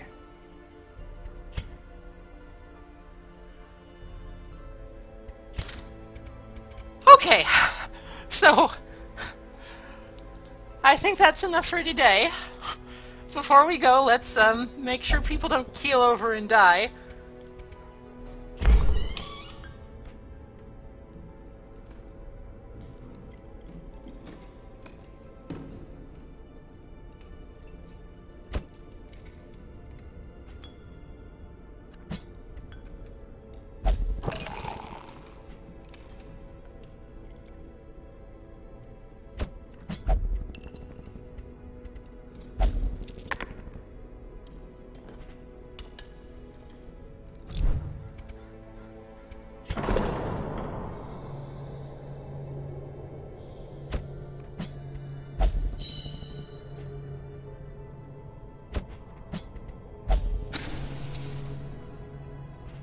Okay, well that's most of my money. But we're alive. That's the important part.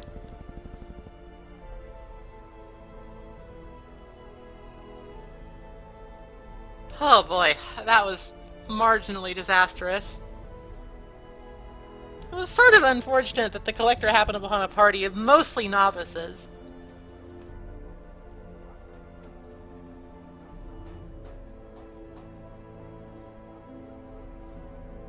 Oh well.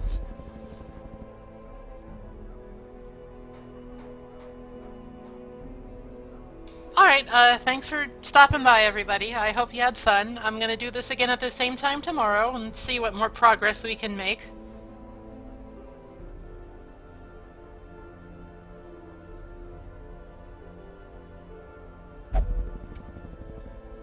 I haven't sent you out yet, you idiot.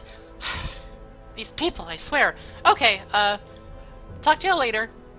Hope to see you again soon. Bye-bye.